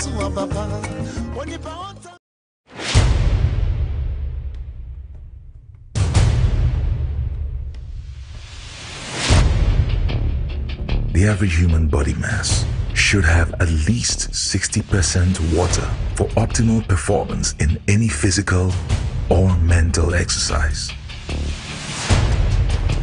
We can help you maintain it naturally. Blekuma North Chairman for NDC, Clifford J. Fantastic program and ra.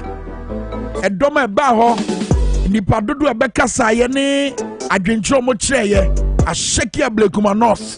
Clifford J. Baby will be a match. Sciatica expert here, 21st Clinic. Otwas into the Didi Muko Nasa Sana Yo Ya. Atinasia Juma na ya ota itinase che we Juma we ye. Ebi Asiatica Nyamo Wonkaye. But I will be here so about 21st Clinic. Na Doctor for Fefil. No man who said yet to be on the city. We will be a what Tinasia Bossa wallet to show bottom our to. Satina no. Any sa biano nasa sa to biana ya woman. A bit to be the sciatica ba. And we'll be here for 21st Clinic. My doctor from Fairfield. Over 15 branches. Our Gada. sciatic expert omo no 21st clinic from us 0540 311 311 0540 311 311 21st clinic the sciatic expert.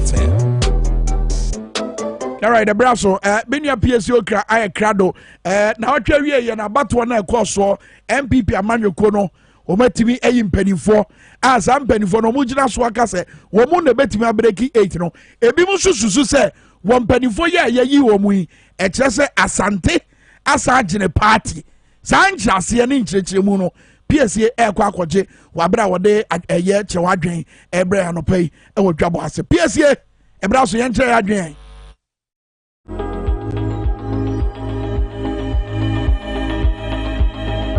Abijafo yawa mu nyina kyen ma makwa ba Dwabo Ase dwumedi so no segment e friend kawadwen ye kan adwen sese ne anopai e de afa Ghana mpuntu na fe enema hodo a ehu ehia yenti anopai uhu ye live ewo TVXYZ sanso na yes I live ewo Power 97.9 kasa video so midedi PSA okra Chief Tankers and manye Chief Tankers ejuma manye kurasi duties no but ne honorable with constituency duties and ameye and then mensaka opani baako a oye very vocal we Ghana ha say ya ye kasa ye na no pay wote trotro mu a petrol boy dia ya tum na se ne niam si ko washa se ne mate for pre ho ne ade e de ahokyera ba ukodwom kura ye nto ade ne ade o man yi ye ko direction ben eno ho nkomo na ye di ene anope nti botumi de wadwen kire aba ene the aftermath of MPP for wono mo eco national congress and as a conference a wono ko to aba yi o mo panifo ye be di eno so ho nkomo nti anope Dr. Richard Amwakoba you be our ben pa a political scientist na ba manyon sem so a grassroots ne ma no ya de adok so abin wo pa Doc Akwaba Jimoso. Se bibi aboko de. Doc na abato ya mokotu ye zia ya yimpanyfo chairman no ya clear new face aba organizer new face aba and a general secretary who is the CEO of the party so new face aba. Who saying as a party a wo ka ho bie na ye party na hyase nyina wudi mu a eba be pemene. As a papa so bia general position na ocha na ntuma yende na ye ne se ono an edi ne ho utunufo a onfa so na happen to John Bodu so ono ankoye campaign as ankoye election na do na appointing nto oba mu easy na ode kwasa abedu baby a wodu onim se de si din okọ ni na o ma ne ho yehi o ka so ma ontie anti anyam ngo ye bisam se na John Bodu ufizo na se so mutu ga mu so mu unifree ho denti pote pa na office enam so ma John Bodu etumi elusu ne seat ni sa because na make us into mind na president Tanachi to okaso tumi ye de open na ti o wo makana na ade na mampanyin ta o machi ana ante say ono de mampanyin na store ni sandin misi o kai 2016 ho no ono store ni sa ono appointing no enti wan go election no be original actually na to no so ba nso na ono so o mampani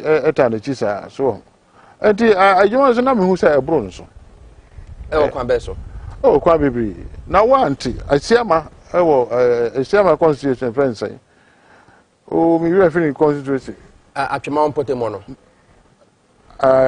yes the constitution Asante region na dey na we secretary na wotena ho ema constituency no omo ya kasikasa say nipa ono akọ parliament no o yi nation chain because constituency chairman say o ma ne nsa nko bi obi abakọ ba sa ye no wanko ka hwehwe na moko ya moko ka chere nse onu mo munyan na onfa ma obi fufo onu akọ parliament one time o sa ko run o popular so muzo onu nya president so by the same time muka nim say and dey assembly and also ompre president beka also ompre and o ko standing independent and you no o ka from na asem from na me kan esiama yes and you no you know so ompene a ka bon ko ompene ya ge da form team Okaza ompene no and o win as independent. Nature nipa na omo no omo mpe candidate fufron.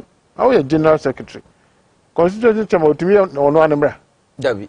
na fa na wan ko ka ho wan ka jo nja ne sehunu is it not say ebia mampanyi modern ba amamuo no Ghana has say opia bonte fuel boy de ama lorry fare yatum eno anso na fuel ene ma ne boy de ama inflation so ekọ esoro te say sisi almost 30% ebi mu kra mpo gidi say ebro 30 kra na ye massage figures no o mampanyi eho aye amanfo hinti na nam so ama o ma yi ne nkrofo ne nyina de free one o say the sanity na that time Minkah na enye bad sa ntenka o say secretary no ye na adwuma yi a ono wuntumi nka moko muntum base pa cho Ghana constitution ho e ma ho kwa say otumi wura ni bi wo constitution ma untini nka say wakoba ko a on tranche nya na o decide nipa na to aba no enso ma anya hwe anti ofri say no na key issue etumi affect John Boy Dusa no e ka ho because no nya ho nko ho constituency bebre we say chairman wo ko constitution wo ko afuom ne krama wu Kamara will form no say who sa gwa ukoji form yesa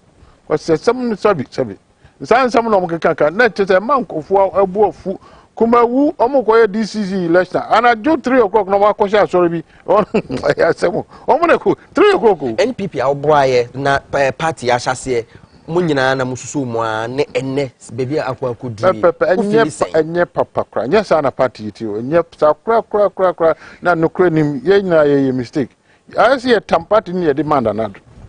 Nanado, yes, I'm tamman or brain or by so oh, no, no, one of them, Mr. Mimi de Nurum, what I say, over 2 million, may build a bridge, me a misika, or no, what land cruiser, what bray, yes, but a big breach on one. So, or pray, pray, uncle, or no one pray, or no go to my way.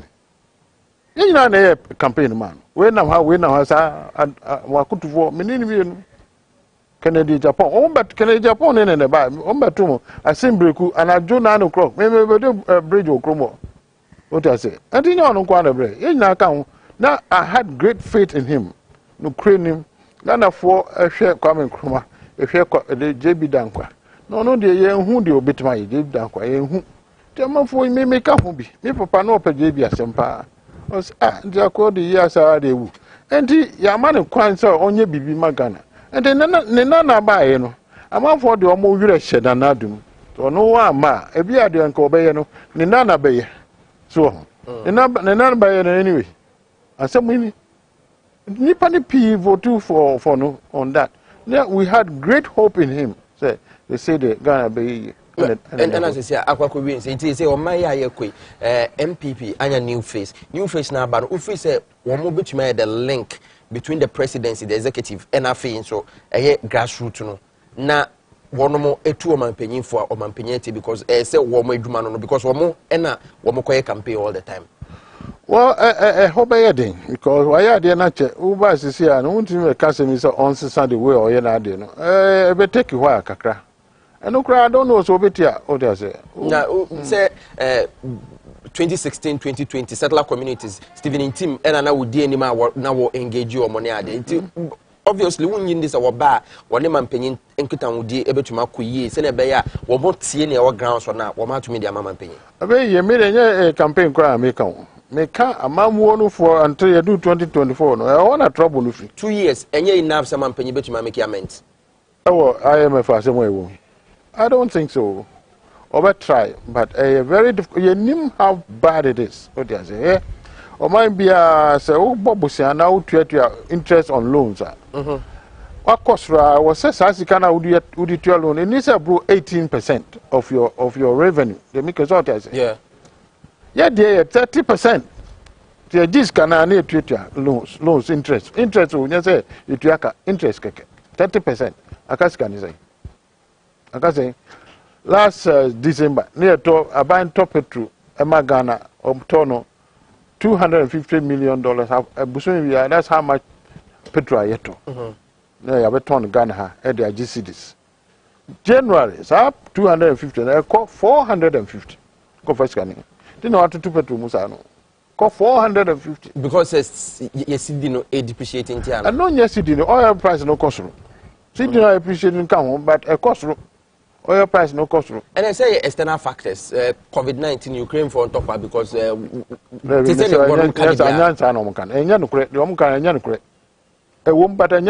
COVID, you name is a COVID ever stop production. We are self and okay, Burkina Faso COVID bi ka. Ko. Na wo no so effect o. O ma kwa IMF. Bisa. Ye nyante o mo ngoy to me ka tre o nyante am ka tre o mo ngoy. Are na o mo ngoy na de yeko. Ye ka asem na ne agya tum na COVID ade so ka obi a. Ewiase African country obi akọ IMF. Bisa. Wa de bi anka. Wo Ghana how vaccination wo ye bi. Wo ye bi. Mu na mo ye vaccination bi. Me nya bi. Kuma se fo obi anya hwe. In addition, the Banisia, we are by emerging a mere Nimojam foe. Say, any COVID years old. Then I remember in a COVID no go on to me. What does it? Ghana, 90% were not vaccinated. 90% because one more 90%. One walk around and more years I didn't. The Federal Republic of Accra. My one some say, Hanwan in Ghana. And then majority over there. One could be so much for 100 vaccinated. On grounds on na ya immune what I say and there you if herd immunity we nya bi won say who get na me am say minya bi but anya me if you for your mean so be anya there was a time I could see the symptoms what I say na so who can men ko exaggerate say who na we there na abandon no na say lockdown one matter na o kan say na ya bibia sa yes sir lockdown no it doesn't make sense yeah man we see cost to 100 million. And finance minister Beka say, "Edi man, World Bank Ghana 100 million, yes sir. And a boy is him. Every country director make a meeting. I say a man for. And 100 million a World Bank demand. 530 million. You can't wait. Nana, doc, until say here as some abani say, MPP Ghana is one of my bonte be brave. Say abani ni no cre. COVID you want to Pio, some yeah, sabi. Yan kwasi afo sa o. Untimi twa ko wisam forever. They will catch up. They will catch up. One na twa akowisami. Aban no na America no. Aban no dey say ye fidie kese. Wan mo na ese wo twa ese word mo tumi ka no kre. Aban ni nyina nyo wan we ana we. Asem bi ba was oka ho. Asem bi ba was oka ho bi. On the dia ni mu ntise ni minister kra twa akowisam me de kohye wo no. Ono na kofa amu akwata ofuriata ba mi ni no. Mantro ba ma oforiata what I say the oforiata anya ni ya anya oforiata na mikoso no president na mikoso mu say wona afa no bai wona wo so hu so de osite ofri say oforiata eye mampanyin nuanti na odaso we wo wa bra problems we nyina ba o mi ne mo makasa o say yin free onya sisi a because they say there also wo kakra na IMF ade na ekoye no on na wo ho ndi oni baby papers ni hwan say IMF aka say also on resign. Oh, any day, or no, nothing. Me mean to me, President, the bear fire, no, or no, no, so no, some. Me, my cousin was all fine, but necessary. Because one also did, and one of them, the normal. Yes, I didn't read it. I was so free, no before for. Doc, you're better than a free, sir, afro wing. Then to me, films is here. I didn't hear. Because I didn't know so. What I say, yes, so. It is say, would you a quicksand, Greg, can I say? Would you and you take you a quicksand, a barber do waste. What I say? Who better away from who to me friend just will be true, Mamma. So what I say. Now, who to me the chamber about the solution near them. Yeah, maybe I know solution. A bin here, some can say 400 billion. Now, now 40 billion. Where they are, so I can. Entity way, so kakasa. Ah, well, here, your son cry Land Cruiser, say, bow. Ah, and no, one cry. Yeah, bye. Or the ending. I think say parliamentary as one no dey account. Oh, say no dey. Omo cry answer. Say no dey 4 years bia. Yeah, ana. Now they about them. Land Cruiser say 4 years. 4 years now say. So 4 years bia say new parliamentarians aba. Ndi enyom dey. You need to cry in domam. Yeah, yet here you are spending 21 billion. Na say you dey te omo. No. Who dey last one who? About bet 60%. No more to 40%. We just want all the country. Now better scan. That is what they have been doing now, and they're from team. Oh, yes, sir. We are there. Doc, I buying 6 years into power. I didn't have one started and cancel we and try buying them. I mean, we can't. We can't. What is that mean? Minister of party near Modia, someone on the buy. Oh, any of the buy, but never can say a man for both. And then we'll be anti Yasem. If I say we can't want to all kind President Befa. I go to him, I tell him before election, I was sitting down in his house several times, I'm in Kasa, it didn't come. But after that, you know, everything changed. What I say? Oh, call na president when your appointment abela wako. Untimi sorry nkosa o. Nti yamma appointment ninti na o cancel ya o say. Minkah appointment say when you juma. Oko person who president na o sorry na oko. O say a book appointment for you to go. When is the last time I'm home and paying? Oh, ache. But 1 year term. Time na onya medi president no na mo kita wo date say. Oh, we couldn't fear din komo. Sometimes my friend, in fact, you win a crown. You win a full now. Oh, Madam Jackasso, I know friends or call you, but my friend, and also, doctor, one news to me, call you, bent me by my friend. That was the last time. Nipa chan ho chano, omo on yet there was all yet. What I say, Ubia a penny there, their own interest. Now, your president, I don't know also who time be a who Nipa with my friends, can quarantine, send the city. So, do you much there and they say, and a bay. And no, pan as I will share him, Mr. Minkah. Sure, say nipa bufua anya sika na yedi ajuju abufu eya asemka asemde one for mesremu pi ade ayaye no ya mfa no bone na emo ankoyi nti mo mfa nchame nya bibia na yeye ni ye na fe ye nyina kan homom na yenye ni sei na wo akoka teacher for say omo pesika amunya teacher amko edwuma fofo wo beti makoka say asema cha wo beti so akoka say asem training na re chira abeka cha so opa ni on few. That's the problem. So, I say, we are no maybe ya say Nkorano, Nkora moko school. Omo ni aduane. School feeding no. Omo no aduane omo ja nyesa. Aduane ni bi mbae. No, nti want na wa ba next month anzan we didi. Dan ye ka. Ebi ni was can you up to now. Nkorano ni di. Na me pacho. So your present. Ne catch you say Nkwada o. School Nkwada. Omo ni di. And it's a wood to me for airplane, a wood team now cover $3 million. Wouldn't to mean yes, sir. They make us what I say. Well, very simple. A yen, I am and go yaka. I say, mum. You make canon, Ghana for years old, and only their Debbie, yen, I am on your Ghana and yen, the Anna, maybe a labor womb. What I say. And the yen, I saw them no, or no, their demand. Fine. Okay, Dr. Richard Amwakoba, political scientist, MPP party, we didn't work with the power.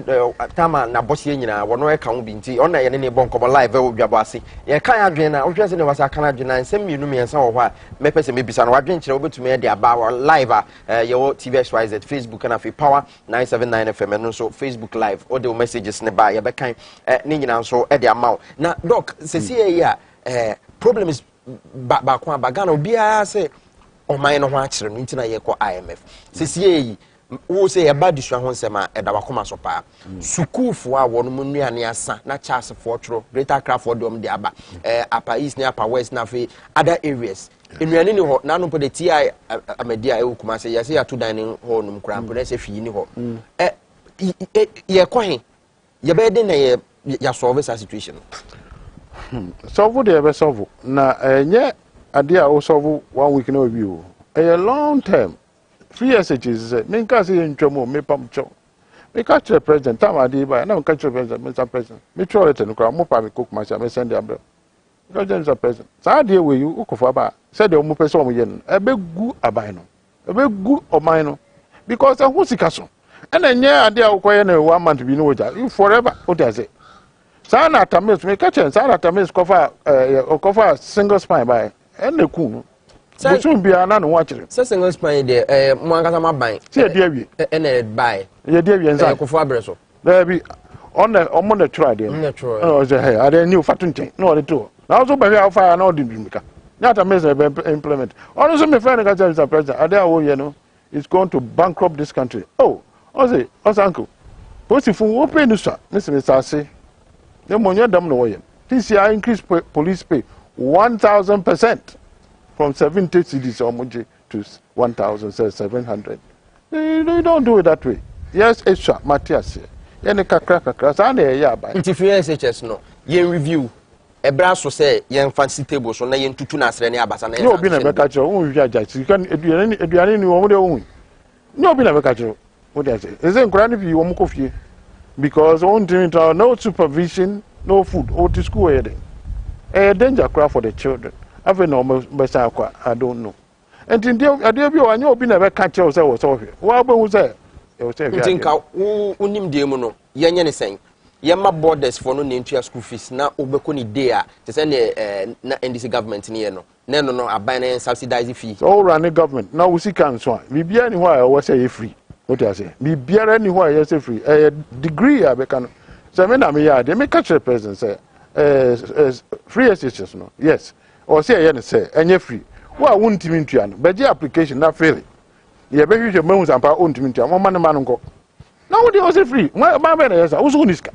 O ma be na yes ade o mo betu am po de anka nya free o so just ne buy nya ne a survival year 1 year 2 year 3 year 4 year kra o kasim kra wa hwe makan be kind economics kra gu tri so ya no na de e ma de ndafo o ka se de a sika na de be ye kakaka ye nya de akotu awe ye 4 wa na wo ka no e ho de ko na ko sise nya ne sa nyoma ne do so wo hwe kakaka wa hwe kakaka wa hwe mutu mbase wo ntwen kakaka nsa na sa ne ye nti aban sam me patch o se wonya ne wrong nti no yen san hyehyɛ o patch o nyama sem enye yi the whole point no wo ye nda enye yi we don't have money we need sika first of all university mun ko bisa university professors kora mo ba ho o ma bon tase o mo ne wo hwi because baba nko an o mo wie pass exam question abayanka no toma wo school be dey say pass exam question edition ko ade nti first HS no mo ammoa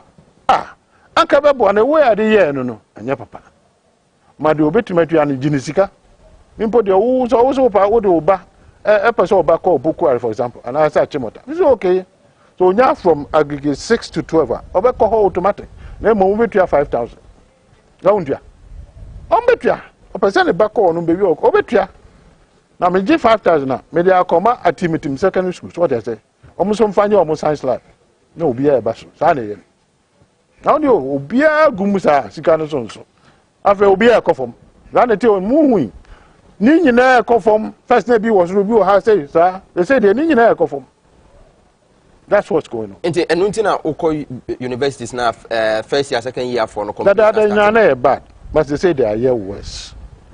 First, no, that me judge 6 years ni. Omo ba mo ma musa so. One cheat and sana or passing exam. Be a hente. Hey, mo nyina mo cheat. Obi a cheat. What else? Ano wade abetsa. Schools be o ha. I know me money din. Da mo ya exam na akwa bi abeta gate na no say the bodam ni order. Ona ye lookout man. So what I say. What say?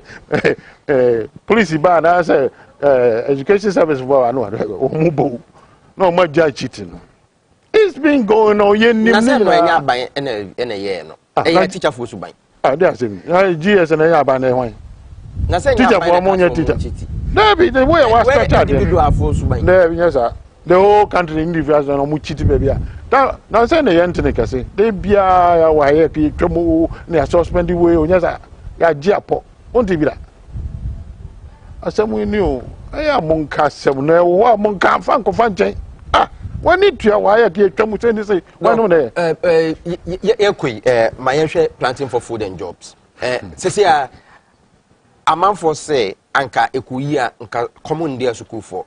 Yema school for no enkoka ho bi na wono mo enye wo mo school farms na yemfa no hwe school for no because eno so wo ho nanka abonten so ennuane aba abonten eno de me no nya adwene school or school so or kusua de of a phone or person or to akoko ne papa kwai ba se tete no mo ma bre so se na mo ya nkodo kwai za de bi a dog so be cleaning ho de one be cleaning ba se na schools ni be school farms me nim how many na ko school papa ho na ko kusua do ananse debi ne mo se nkura no mbe prapra ho omo dani ho mbe ye ho djuma ne de o so omo anaye so what I say enti sana net enkofo omo so omo nko farm ra omo tambe na benya de akusua tam akusua de enti ani de ani se ye ne sa na mo mu ko ye school awo ye ne se obi a timi ko bia o ye ne sa peche se wa se no an obi a timi ko bi se obi a na ye school material nyame aba ye nyina gifts obi wo ho ye carpenter obi wo ho ye preacher mo obi anya ne de na wo do beje o so obi a timi ko bi akora wonya aggregate 48 no then no utra de ko e ba sa na wo an classroom na nipa mo ho bebre nya up to 22 no mo ho na ko fa be 9 4 5 omonya 48 what say asem ni na just 48 na wo kire na de na say 22 for na wo kire o ma de what do I say because 48 wo try on that to waste the time sir no come in I catch you that's the problem your new education said this city Papa bi your friend Francis Obrikwan wono co-founder of Agro Center womo eboy kwiafo ema womo gi loans mo na woma so asan aboa na womo no buy no I reach the market waje awards na dwen kire ne se wo say you start bibi to say school farming program was high schools no na wo hwe se ne wase aka na wo say nanka Minkah kakra was not trying to cut the slack for the government's inefficiencies with the supply of food items to schools through the buffer stock approach. This problem isn't going anywhere soon if that model of financing is continuing. It okay, I know say anka yema alumni of those schools no yemfa lands the more nanka one. No, I don't agree. He has been on the field. It doesn't matter. Back school na make a man come back for F. Utazi. The back school ni eka wanse. Nyam o person the back door for onkoto. Utazi. The person back school. Eduane obedi nti on koye kwae. Kwae on travie. No coach kwa kwere. Nye school ne koye kwae. Dr. Makuba na wo hwe campaign message am anso na wodim bia wo kan ya bebre. Sese. Ye ba ye be ye na ase ni. Me nka obi. Me mom na make a chance am na mo kan do so montum boss. Mo se montum wo kan too much wo de ahwa we so ko. Me nko kikan sam sa. Me kura me kat me advice ba o me ase. Promises no do so be do be you want me keep na ya sam. Me say we a politician. My promises because you don't know what is coming. That time crying nyama but don't who said there's in city. Wa come promise baby we do mpe na ho atro.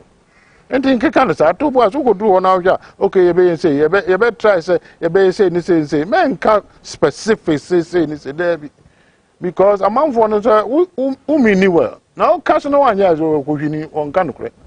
Nti no na ato aban sese. E be kan over yes too much. But Dr. Baumia da so kasa. That's making promises. On one answer. And I mean to think away. On now so bizarre. On one answer. Okay, say okay some number for us. Or say we take you 1,000 friends say. Also be choose Ghana card over 1,000. It is a Ghana card better than Alibaba carpet near translate the 2 and as say. So analysis na e betumi aboa. How? Ukra Ghana card na yin baby out bibia na ekra eso bete unim baby out minim baby am no we dey na onya film mbisa say ba finance na obi pe bosia kra na ko je bosia dabi na uko banka be ma bi it depend on the person anya no kra Ghana ha ye mo bosia o mi ka tro mo ate bank na mo in trouble o mo do sika nya abo aba mi so uko je bosia okay fa form we ba fa uya u de ni na bosia ko ni na people okay ye here co signer garanta over one na who say wo fan nka se nba na ehwe ye ma ne e ma cho mo nka nkire so o dey say so ye tie free waka to am asem dey no so na dey ni say e dey na ye man na ye ni ya dey sika kakra ko ensem nye se nsem hu keke wo ade aye na ye kana card na ye but net time na ye no so dey say wo akire wa and at the panel nya no you identify one aye wode aye dey odi abro etua woka $600 million enya sika kito o dey akoye kanaka o so aye ade old card na wo na nyejuma eno so na biometric o except any card na nkasa so na o bon number no pe ni nyina beba any nyina the same thing the friend biometric any akọ spend the sika you at this time ye wi a 21 billion dey akọ ni ban ye wi a ya voters register ye wi a ya constituencies ni nyina ebo so one nyoma wi that's exactly what we ye nyoma sa ebegu going forward MPP breaking the 8 new faces aba who party ni chances saying oh me breaking me Minkah bi nti no dey just omo kan na so omo kasa so wo ya de ni ya en worry about we break you to so be break 10 that's not matter ye ni ye na manfo no ana be ka che say ya to ama wo 2024 MPP chances to say well we still have some time to a year ho na yen kan no kre Bawumia na Alan oh any dey meet me but say I can tell you say nyoma asesa kakra asesa Bawumia me who say we vice president only president the nam The way of course, over from our buffer. As me who said, oh, me and I say. And now Congress, you can now call some mamma, but we can be bigger class. So you're vice president, yes, sir. President Becassa, I was a vice president, Kaka, friend. The assumption is, oh, no, your candidate to obey and natures or your campaign. Well, yes, sir. Oh, vice president is still there. Also, to me, can be bigger. So, Nazi or Casana Ghana Force, so no can yes. No, so overhead 1,000 over for Ghana. I done a leave about an capital, Edward 2 and I say, as I'm saying, Ghana card is just pure identification card, no, and your travel card, and your e card. I can in 2024 MPP bet to me every day. Oh, where possible. So I say, campaign MPP. Me, okay. Oh, I do. Based on candidate or Babana? Oh, not necessarily. Say Baumia Obey campaign. Obia or Yadibia, I'll try to help. May bitter. When you're bitter about me, I'm down for pan to say. Jagro. Jadin to be a dojo. No one can cross a day. A man for both who say COVID in the year. COVID is a as my business own. Burkina Faso or Kwame. Tanzania or Kwame. As I'm no Kenya, almost here Kenya. Oh, my Tolan cruiser, oh, you see, that's exactly what is going to happen to you. Clearly, MPP are buying 1 to 26 semi. Crack. And then I confess semi by. Finance Minister Anameka said, indeed, Minister for Loans and Collateral. Because and it's your friends, sir. The oil is all about Busana, you check. Into more or more casa on Yardian, on your Mayadrin. Yes. You know Mayadrin. So the IMF, I don't care explanation of the paper. Who them? Who only say a name about between us and Bafumbium? Yes, is he? Be saying. Oh, but take a while. I didn't hear. Because inflation, sometimes I have me say, as someone was a come out for tears, you know, 77. Don't go school, Kakra, make I want to say economics, no. So, Tremo. Okay. Inflation there in the deba. A kind of simple say, Sika Bibria, I pay a try there and nose. The idea is here, you say, oh, Tom. Now, say 10 cities. Now, Nipa Tenaba, oh, metal, where's metal, the Bimin talk, Munjay.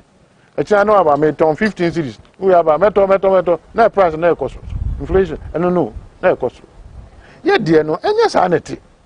Yet there no yet test when any friend textbook inflation. What I say textbook. Yeah, we papa into textbook the inquiry.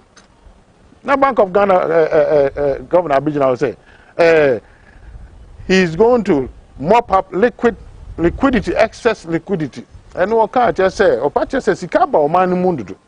A dose until a man for any scabibi and a man inflation. Who say a man for Yeska, we could say 20 crore babet on Yesa. Zan or do you know? So when you show say Petrona. Oh, I come home. Say one capital as a move. Or sissy car by man who does so to be used can be a friend. And besides, say, I want him. The Ghana way, Scana Okas excess liquidity. And you know, I know you asked any actual book. It happens in America, and textbook definition of inflation. What is it? Yeah, dear, and yes, and it. Exchange rate come. What is it? Swollen shoot to crack come. Swollen shoot. The basse a pet as some back. So shoes akatea. Lanka ye dia no nyoma de inflation ba. Ni nyina ka hu bi. Cause tisi koko no mu kasisa. We twa ni nyina gu. That year do bo hu sika mu benya. Am ho akire. Ho kire wa ye nto ade enye se economy akofo. There are so many things. Yeah, the textbook no ade. Oh na make say free money there so many things. Oh. Enya ade ba ko pe na wo ya be free. O say usika se no. Wo hwe ni ye. Wo tinyo say de wo si disca no. I said so yeah, Bema. I can't tell said to a call muscle. That's now about 50. They say be at 20. Na first can be. Na buy we beti obeye. Some you say now can. They say won so now can.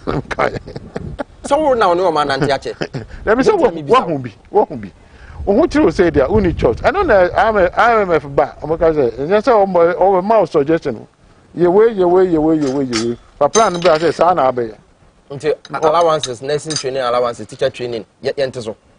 Ninyina obia de emeteso obia so with few exceptions dem mama no kra no say de o besi akni wo makasa e ho akire nti say me kra me pe no kra me jai Now who president what to pray mu de nam. E then akoka chem so omonti on peso. Okay. Doc, ye the community na wo hwe Adwo Asafo ensem ya na no. Bayi. This year you say young country speaker say seat near vacant. Anya no great. Constitution say who parliament. No absent who without informing the speaker to give you permission.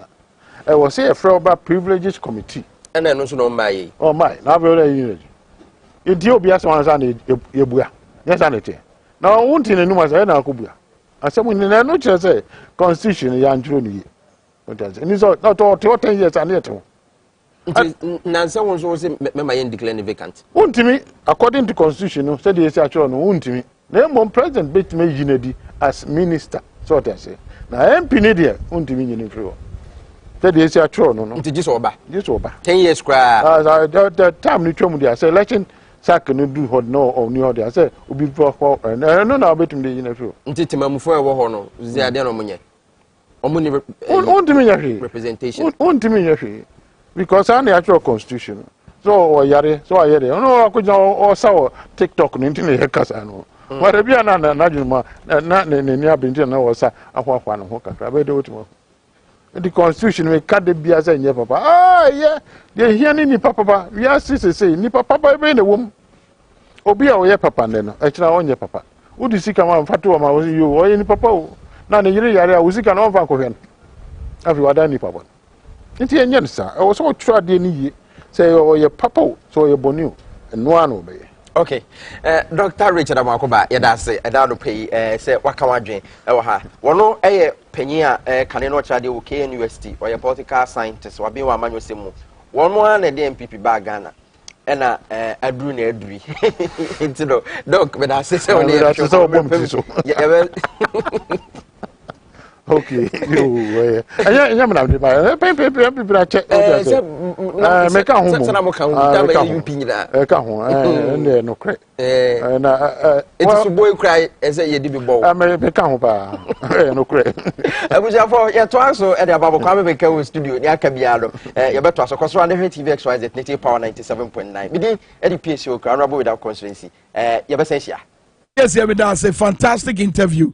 And what the bre anopay one Dr. Richard Amakoba and Motenenka Wabra Yadeka Wadri, Jumedia or Dwabo Ase Jumedia Iswo Bremo SMP Nwaka na eyasa mabo akire da bi madwenche no dodo na abepie o Facebook mumu dodo na ebusa question we say Dr. Richard Amakoba why ade pa a good analysis we a messenger a free Patrick Akoto ho Da Costa Louis and Kroma say please ask Dr. Richard Amakoba and your dreamfa Dr. Baomi Asmo can say on obechusu Ghana card over 1,000 interchanges. We are sure so we say question ano. Dr. Amakoba, thank you for your analysis. Thank you for being truthful. We a message by Jataba and so say I never see an electoral commissioner whose job is to deliberately frustrate and disenfranchise citizen. And no idea more. Mario said Jambra se Kwame Mungo so antuja mo japa. Roland bless Atoklo as a good morning Kwame. Meso kasache Jemensa my why. Na baby a koso my no. And yet where messages Libya mode abawabra mo Dr. Richard Amakoba abasona face PSO fantastic interview straight to the point questions pam and and sembebre epie aba anopa yankoswa yemfani nkobo ora Edem Agbana deputy national youth organizer Emma NDC Amanyoko no and afeso Professor John Kweku Mensa Mawuto dean of graduate studies University of Professional Studies Accra interview ombeba betenase wabro man na tenase na yede dwumade no ahyehyɛ so kama edi amamo power 97.9 and afeso TV XYZ and na the birthday ni bana bono krana yabo ahima Minkah was a papa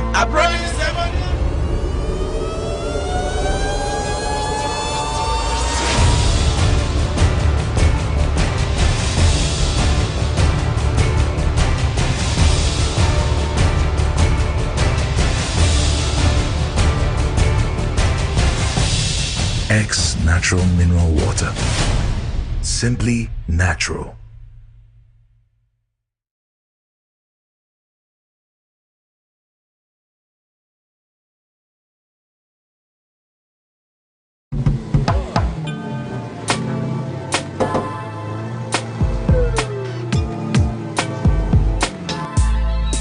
Welcome to AutoCheck Vehicle Diagnostic and Licensing Center.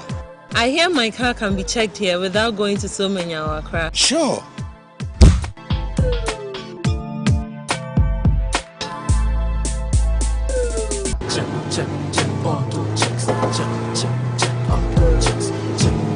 Emission, check. Alignment, check.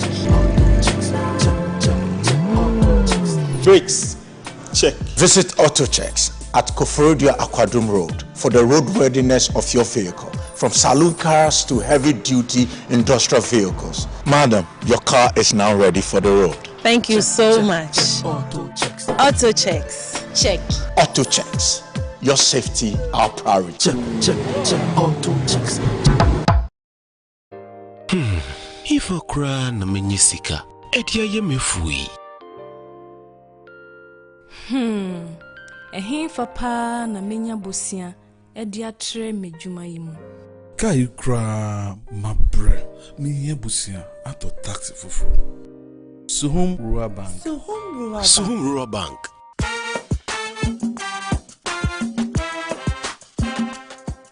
Yema kwa baba Suhum Rural Bank. Ye won hyehyɛ ahodo bi te sɛ dwadifo abosia, ekuokuo abosia, susu account, and that's all our savings account. Me bada chain savings account, and the keka ho. Suhum Rural Bank was 03422918896. Now one so what to me aka say. Suhum Rural Bank. Ama ene mayeka owner. Suhum Rural Bank. Enti me pa minie. Suhum Rural Bank, growing our heritage. Nyansa Shase, Oni Nyamisro. Power 97.9 FM. With the Wisdom Summit 2022. Dwabo Ase. Watson Safre. Reverend D.Y. Donko. Counselor Donko. Reverend Dr. Charlotte Odro. Sofumame Counselor Bako Pe. Dr. Eugene Ba. Oye Embryologist. Na Elder Dr. Nana Amo Toby. Chairman of Tobinko Group of Company. Onusuru Baby. Wisdom Summit 2022. Eye Power 97.9 FM. Majumezini Sinanano Denoru host here. Ajimani Awani. Also Presbyterian Church Auditorium. A hot noye venue. 10 a.m. And a pat metro bro unit time. There's a Jumezino Ashishano. Saturday, 20th August 2022. Isaiah 33 verse 6. Ase, he will be the sure foundation of your time. Yes, Artisia Celestine Donko. Sepade impartation wusunya bi Wisdom Summit yasa. 9 day ever send attend. Ezako number yido 0248 712812. A Sunday yana ya reserve wusi tamo. What percent will sponsor Wisdom Summit 2022 Fre 0554 343 167 0554 343 167. Hey, Wisdom Summit. Nyansa wa warimu. Nyansa wa apomudimu. Nyansa wa yeyomu. Wisdom Summit. Nyansa wa wompenetwimu.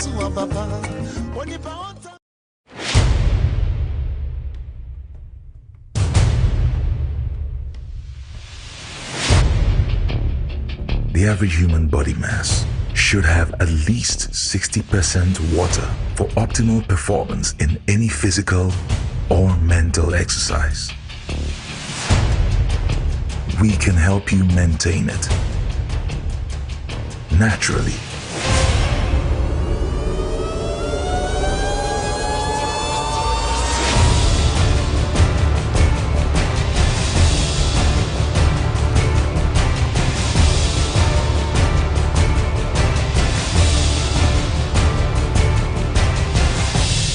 X Natural Mineral Water. Simply natural. $1 million. And this was over 4 years. Let's even assume it's 1 billion. If you take an average of 1 billion over 4 years, that's 250 million. So where did His Excellency the Vice President conjure that so-called $1 billion payment translating to 17 billion over the period? Between the Vice President and the Finance Minister, who can we trust? The head of the economic management team must speak with facts. In April, we held a similar press conference and challenged the office of the Vice President to provide us with details on those so-called excess capacity payments. They have so far failed to provide that. They have so far failed to provide that information. The Vice President cannot just peddle falsehood and run away with it. Let me state unequivocally, without fear and without contradiction, that the so-called 17 billion payment, as claimed by the Vice President, is nothing but a figment of his own imagination.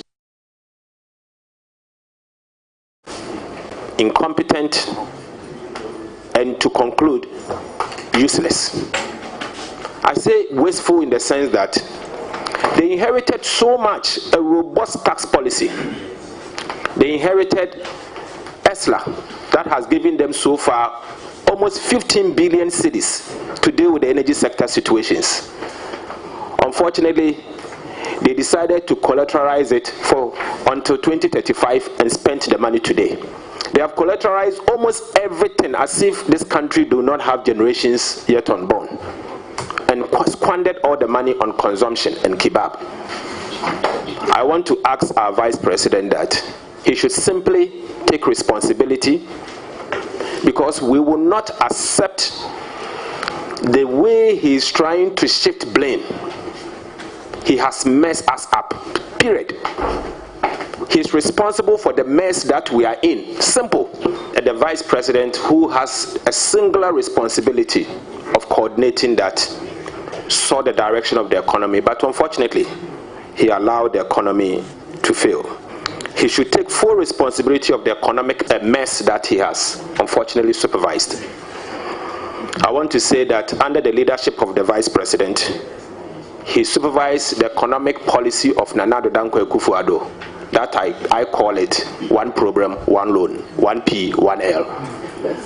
They believe that every single problem they have to go and borrow money. To them, every fiscal problem is borrowing and one bond. That is why today Ghana's debt is unsustainable.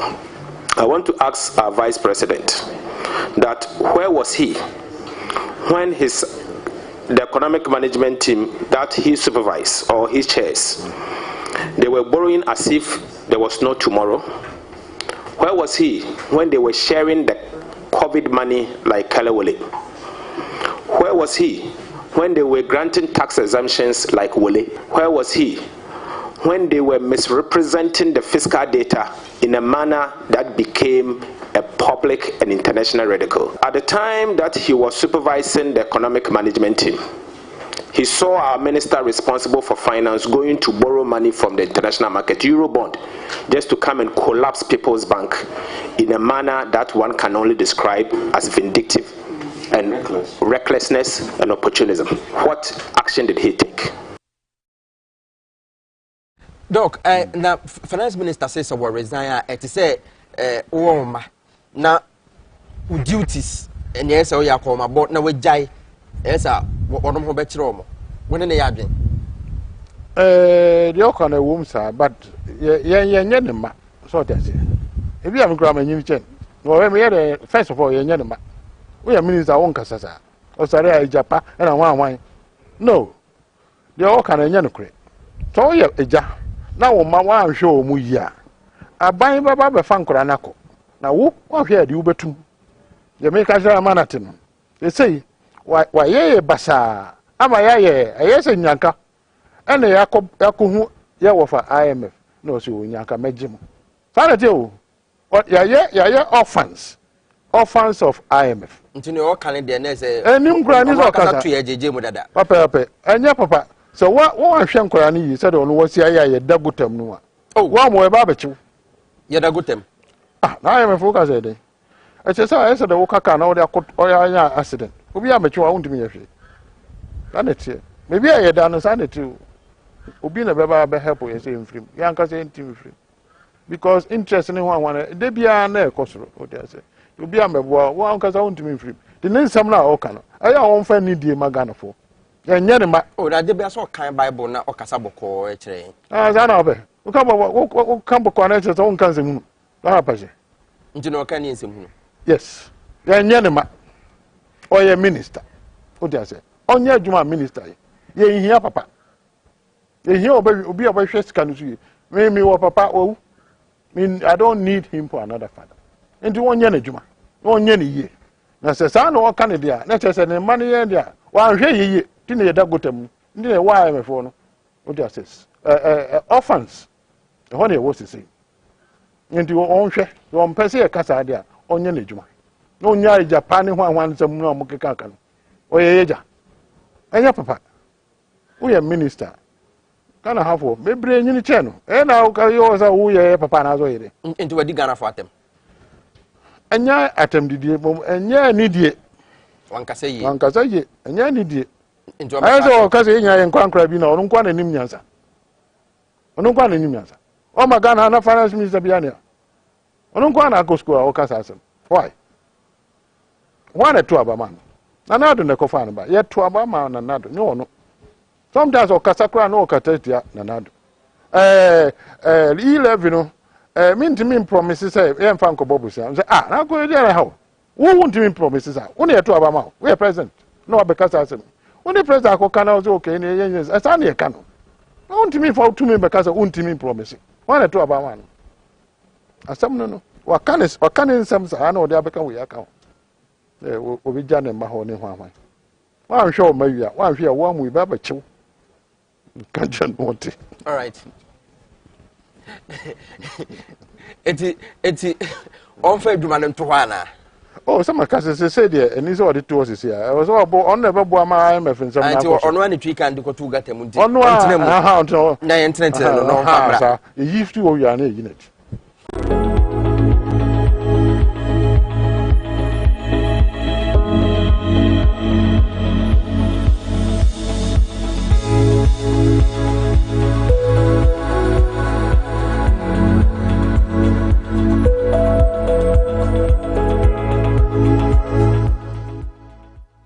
Mimakwa waba TV SYJ so efi na no brada bepem ya wada ansem na so bejafo ekwa asetan ensem esi anama boabo no mede ebremu musofo odefo kwesi be chi ne anopa me ne mu ahie. Honorable Adrian Abambile Power.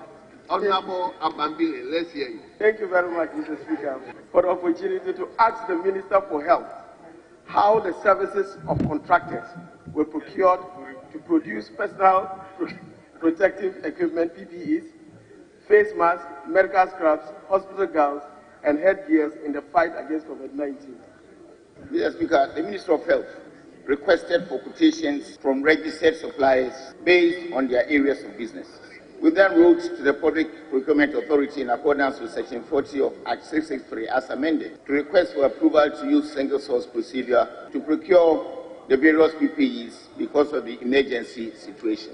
Mr. Speaker, in situations where the threshold involved was above that of the Ministry's ETC, the Ministry then sought and received approval from the Central Tender Review Committee, depending on the contract amount, in accordance with the provisions of the Public Procurement Act 2003, Act 683 as amended. Mr. Speaker, with regard to the locally produced PPEs, the Minister of Trade and Industry pre-qualified local manufacturing companies in the garment industry and submitted the names of the firms to the Ministry of Health for their engagement. The MOH then sought and received approval from the PPA in accordance with Section 40 of Act 663 as amended to engage the local manufacturing firms to produce PPEs, face masks, medical scrubs, hospital gowns, and headgears in the fight against COVID-19. This was to help strengthen the local capacity to respond to future pandemics. Mr. Speaker, contracts were awarded to local manufacturers upon receipt of all the necessary approvals. Measures taken by the Food and Drugs Authority to address the falling standard of palm oil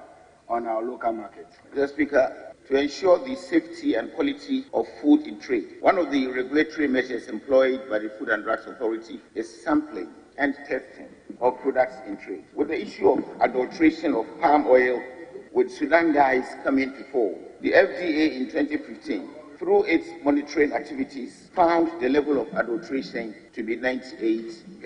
Mr. Speaker, due to key regulatory interventions implemented by the authority, the level of adulteration has generally decreased from the 98% in 2015 to 23% in 2021. An increase of 7% in 2018 to 26% in 2020 was observed. However, this dropped to 23% in 2021. Mr. Speaker, some of the key regulatory interventions employed included the following: intensified monitoring of product safety in transit and trade, including annual nationwide sampling and testing of products, detention, seizure, and mandatory disposal of adulterated palm oil, public education at the palm oil production sites, markets, and sensitization of consumers, sanctioning, prosecuting, and blacklisting of corporates. Mr. Speaker, other initiatives taken by the FDA include the following: training in collaboration with Solidaridad West Africa. 4,472 stakeholders, millers, fabricators, mill owners along the oil palm value chain in 4 major palm oil producing regions, Western, Eastern, Central, and Ashanti, have been trained in food safety, good manufacturing, and hygiene practices from August to December 2022.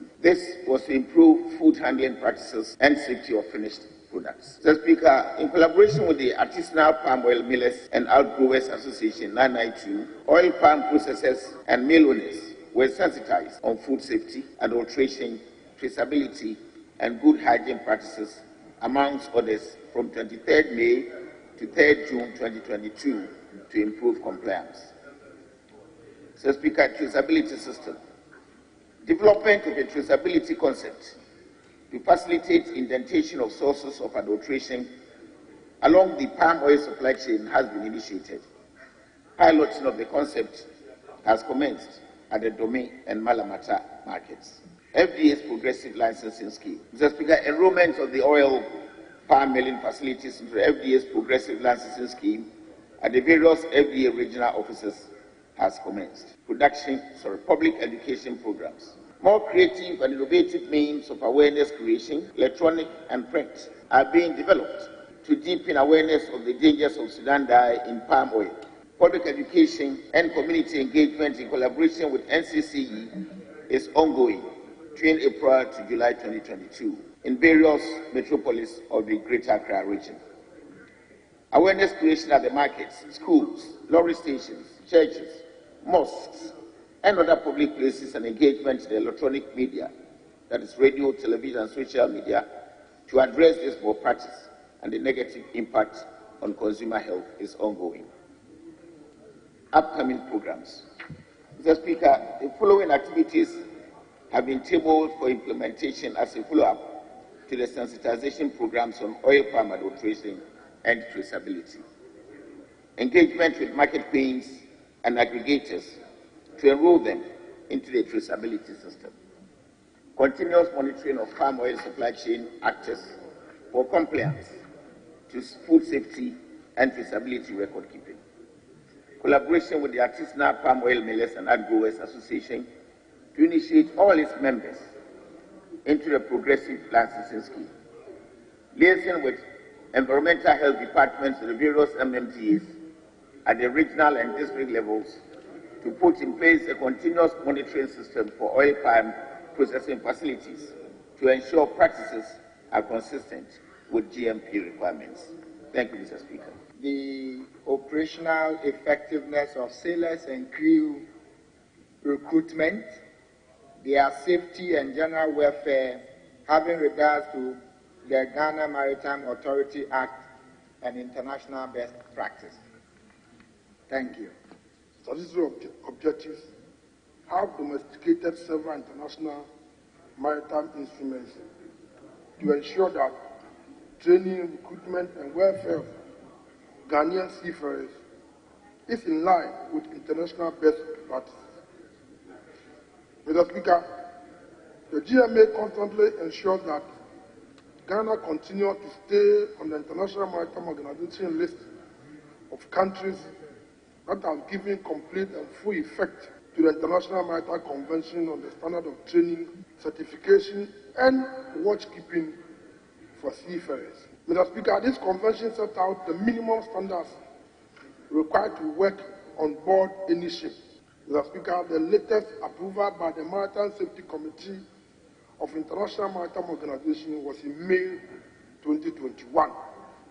This means that seafarers holding certificates issued by the Ghanaian administration meets international standards. Mr. Speaker, In summary, the Ghana Maritime Authority, by its statutes, ensure that training, recruitment, and welfare of seafarers are done in conformity with national and international standards. Thank you very much, Mr. Speaker. Thank you very much. Yes. The regulation which the member is very much aware.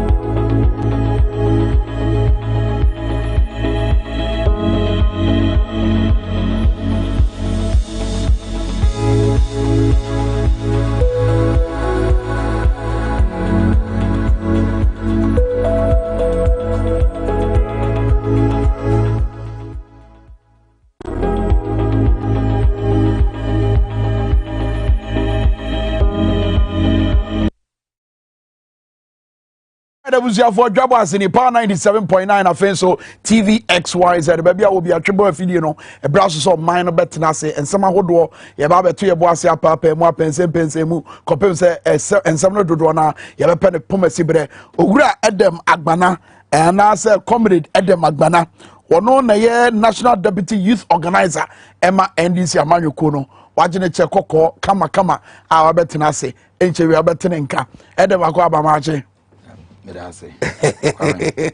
Yehu wache. Amen. Waju uche koko idie. Wache we are very symbolic into and ni first time me share we about studio. Ashan so die. Jina ho ma die. Oh, we symbolic. Uko Uganda ye opposition party leader bia oye abrantie bia ye friend Bobby Wine. Okay. Ukaya in the last elections of Uganda he tried to upset the sitting government or your activists.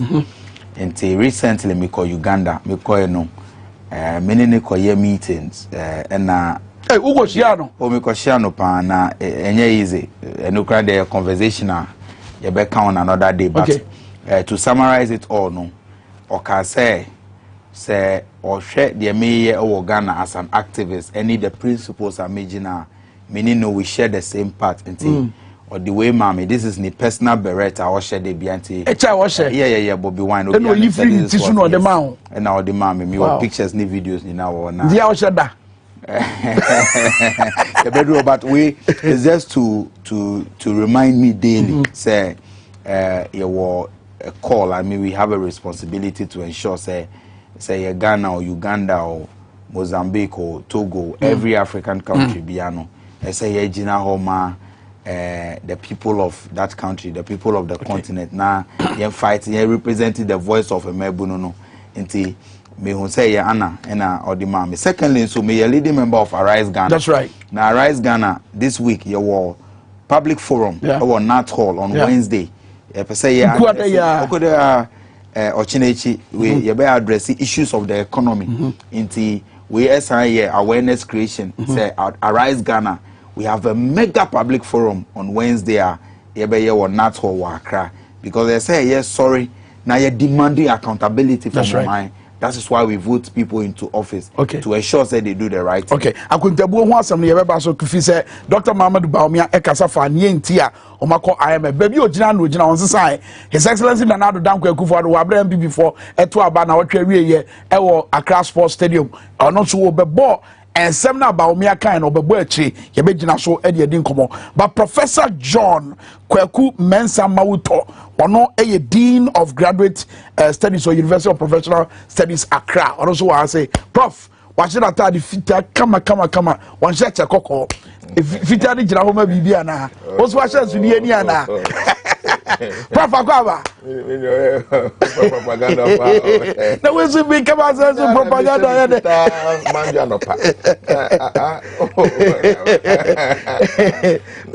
Aquaba.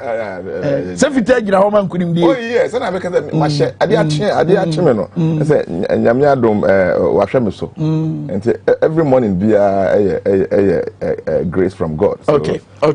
I always celebrate my day. Okay, talk about Inquirim Day. Now, Kerry and you more Inquirim, our MPP National Delegates Conference, and I say, Ora Steven team, after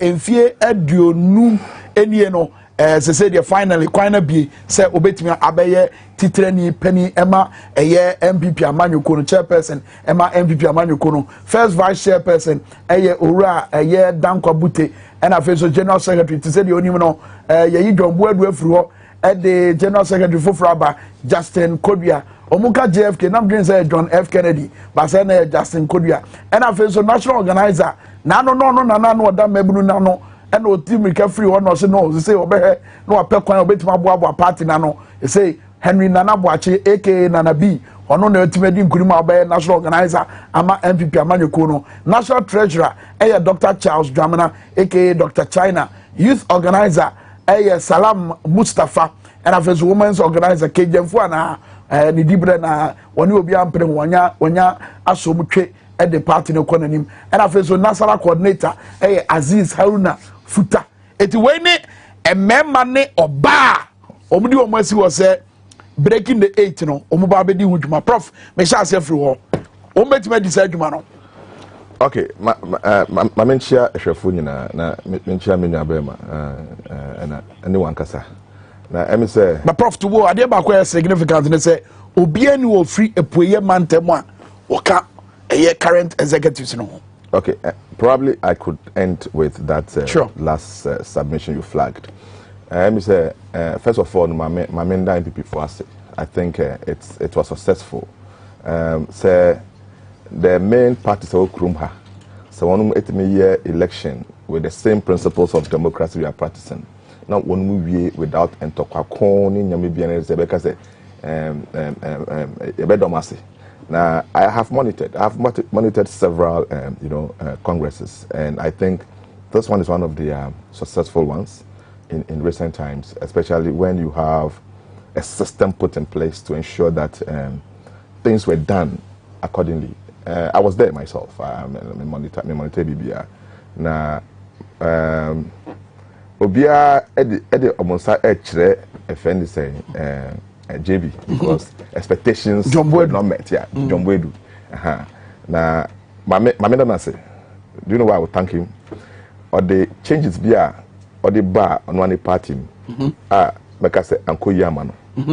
So sometimes you appreciate him for some work at Otaye. Now the next one, Pane chairman, chairman team. Mini pa.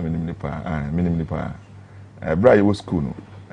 205 there na you na from afar no I can say you can MPP obi a oil loyal obi a ote MPP party na sia I don't think he's second to none. Stephen Intim, I'm telling you. Wow, it's one of the leaders I bet say he knows his party. He's been with his party from formation. And if you want to go back to history, he has pursued this position for 20 years now, 5 times. Wow! And symbolically, let me say, he was the 5th person on the ballot. Thank you. Now, Kakra Mekafan want to say, you can't. I didn't find a loyalty to party.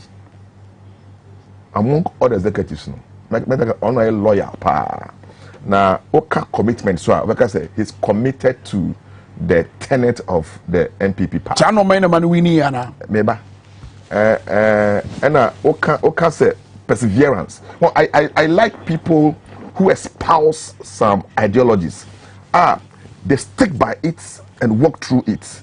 Now, like I say.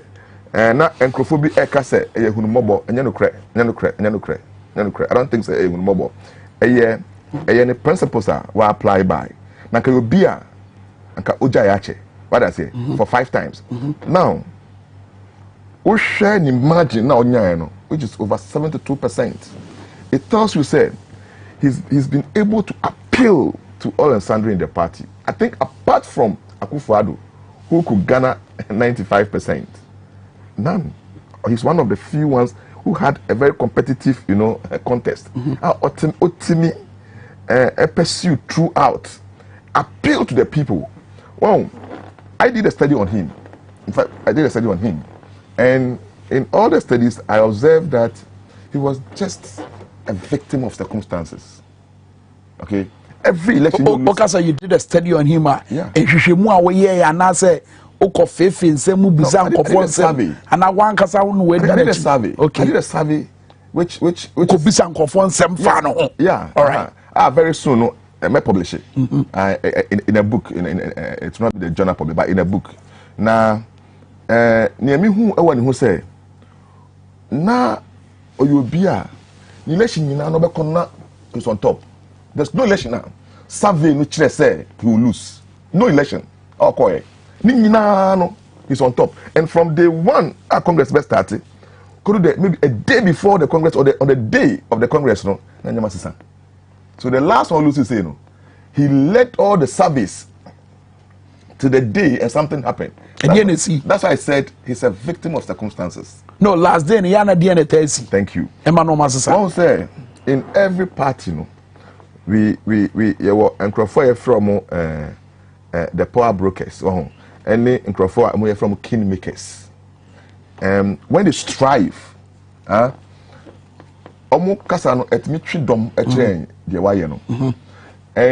they can strive for even people.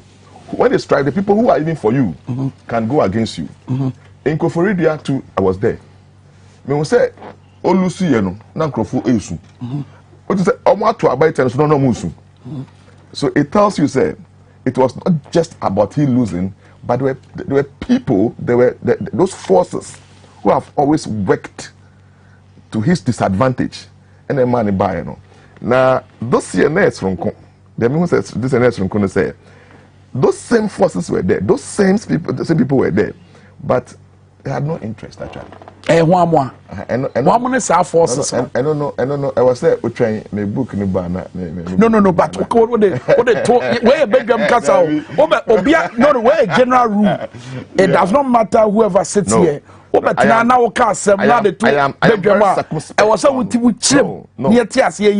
am very circumspect. Forces near one. No. I am very circumspect with what I say. Yeah. So don't push me to the wall. No, but one more. Because you see, there are forces in every part. Spiritual forces. No, human being. I mean. Okay, human being. One more. One more.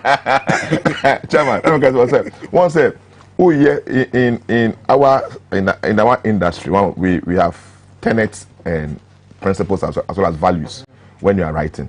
So you are a bit circumspect when you speak to the issues. Okay. That said, there were issues like sometimes it's good to read them in the books until you finish your final investigation. That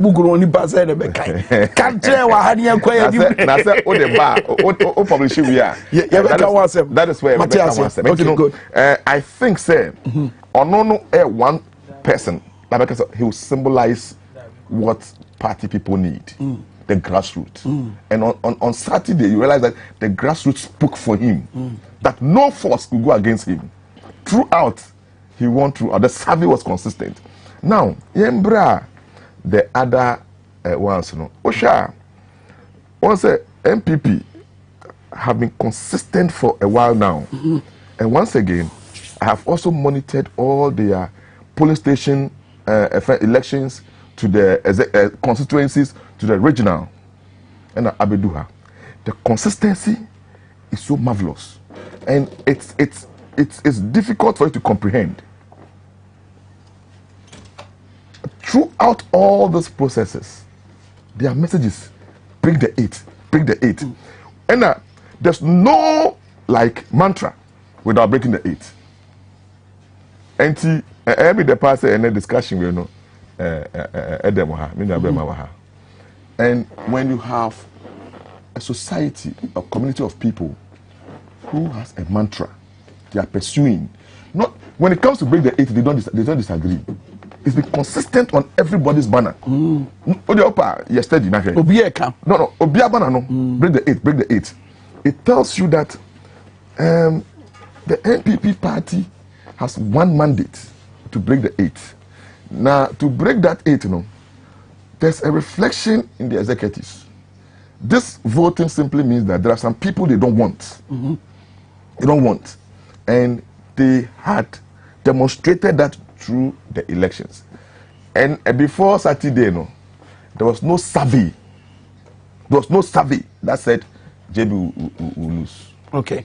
Even number one, I mean, survey expert. I respect him. Benefson. I respect him. Just that. See, baby, do know. It was so variables. No. Oh, sorry. Yeah. The variable, because man say most of his prominent predictions. Okay. He loses out on variables near the end. Okay, so instruments now ODS have you know. Nyamana ever influence answers from the people.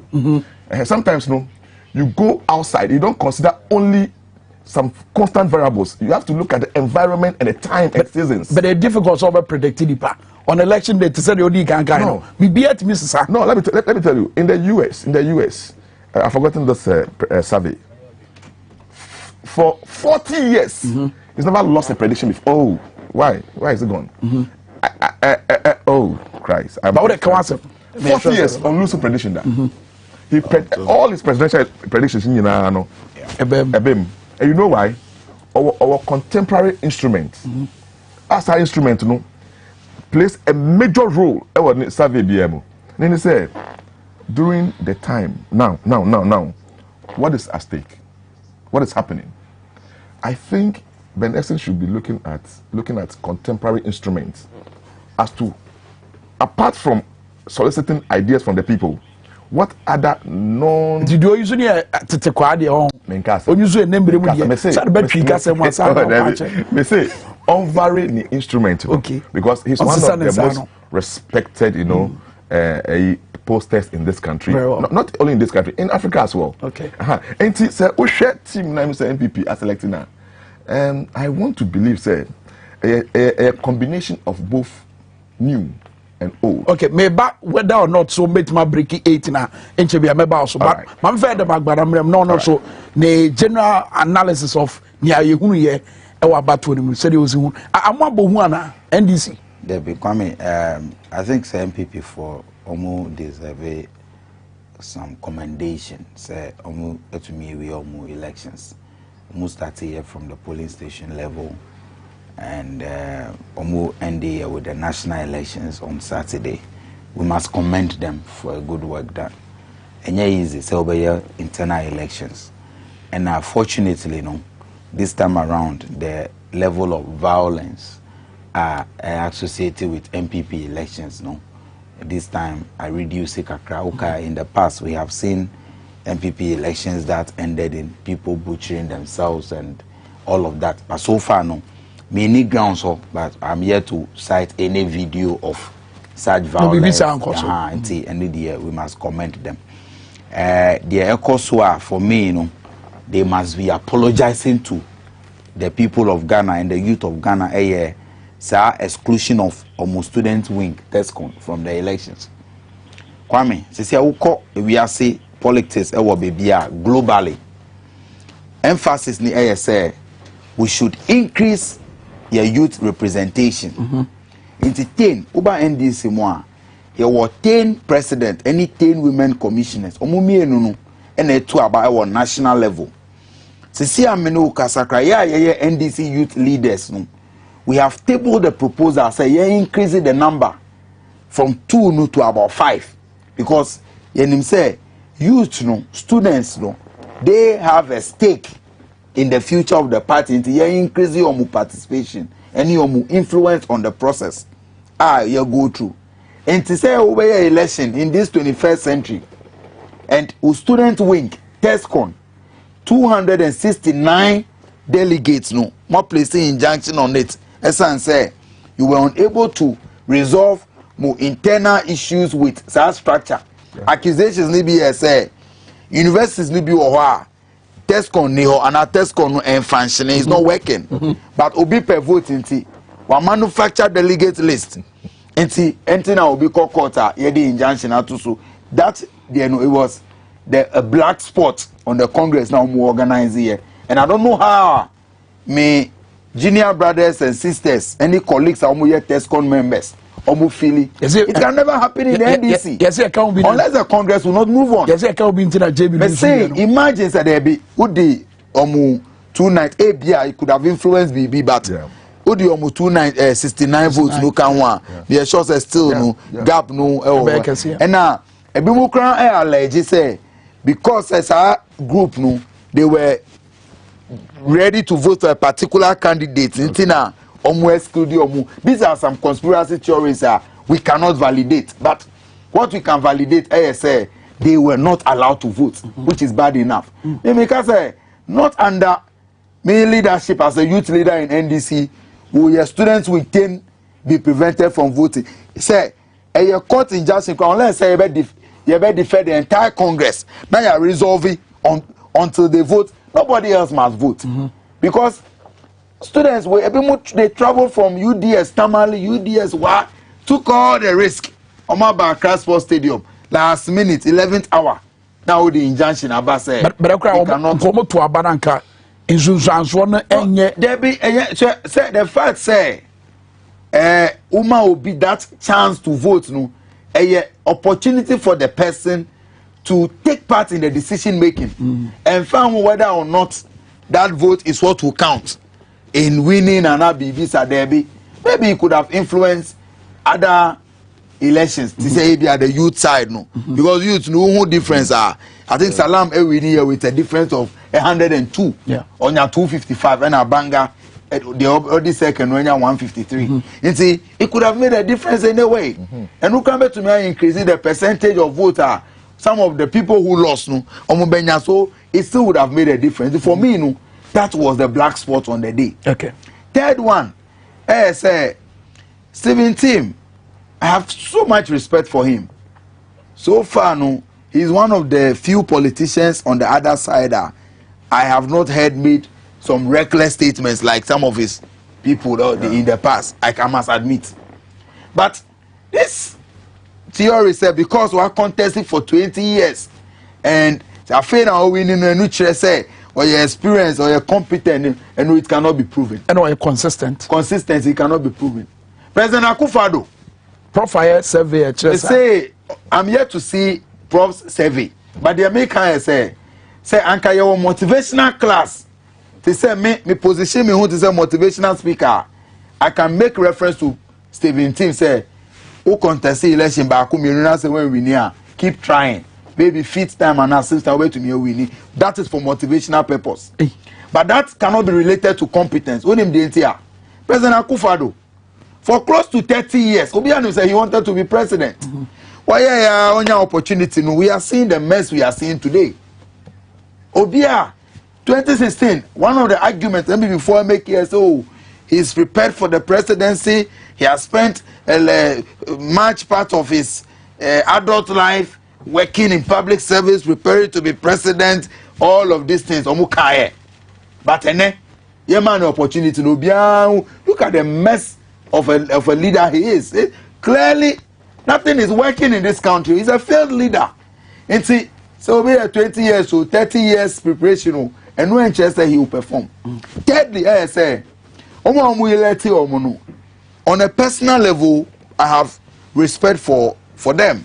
Nana B say, I mean, he was a youth leader, meaning different confrontations at different levels, but I can say, he's a good material. Salam Mustafa, he's a good material.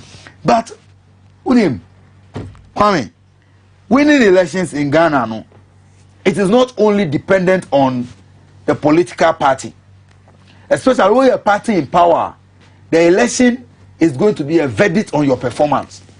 And see, you can go and bring the best strategies, whoever. But record ben ena this executive is only because to the people of Ghana say we are selling the MPP again. But what record? Educational sector.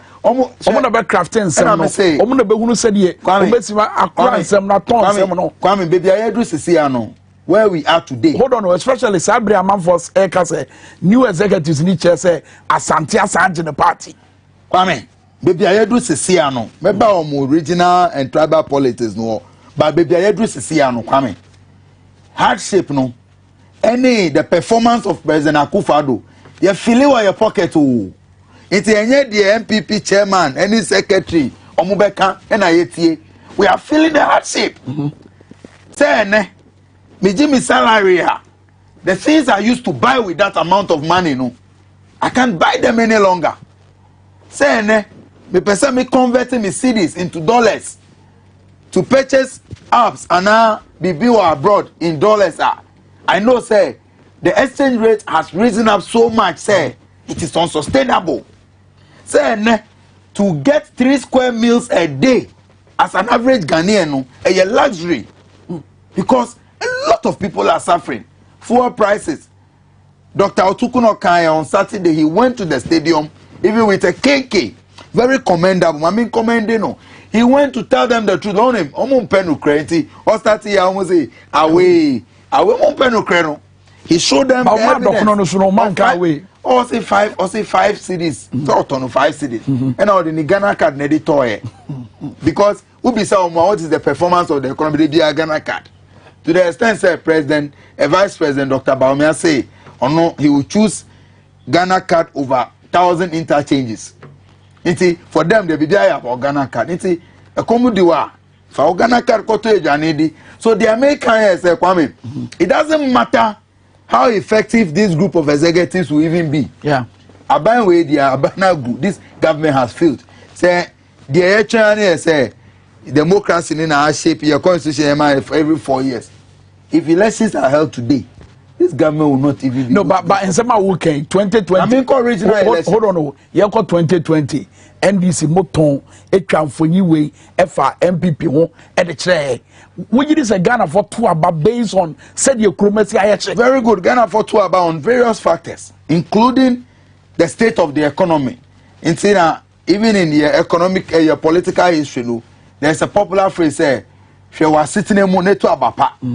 It is a factor, a idea, a use. But 2020 no the SCA say yeah, you are opposition, and I'm speaking as a leader, okay, as a leader in opposition. Yeah, leave it nyoma baku mienu be in terms of vigilance. And I allow President Akufo-Addo any now buy omo use omo invisible forces, Delta forces, omo recruit omo into the security agencies, and they use them to perpetrate all sorts of criminal activities. The chairman say, look at the number of people that even died in the election. Kwame, I'm saying this on your show again. I think it's Makada. The biggest mistake NDC in 2020, I say, we listen to the so-called Peace Council and those groups, and we decided, say, let's disband vigilante groups. Because when we took that decision in good faith, we did not even make provision for your internal security. And now, and recruit to these criminals, these hoodlums into national security. Because Usha videos now, for example, Techiman, unarmed citizens almost demand they say count the ballot papers. Now Jenny, he went on his knees, targeted the people, and the videos are there. Not professionally trained soldier who come with such criminal mindset and do that kind of a thing.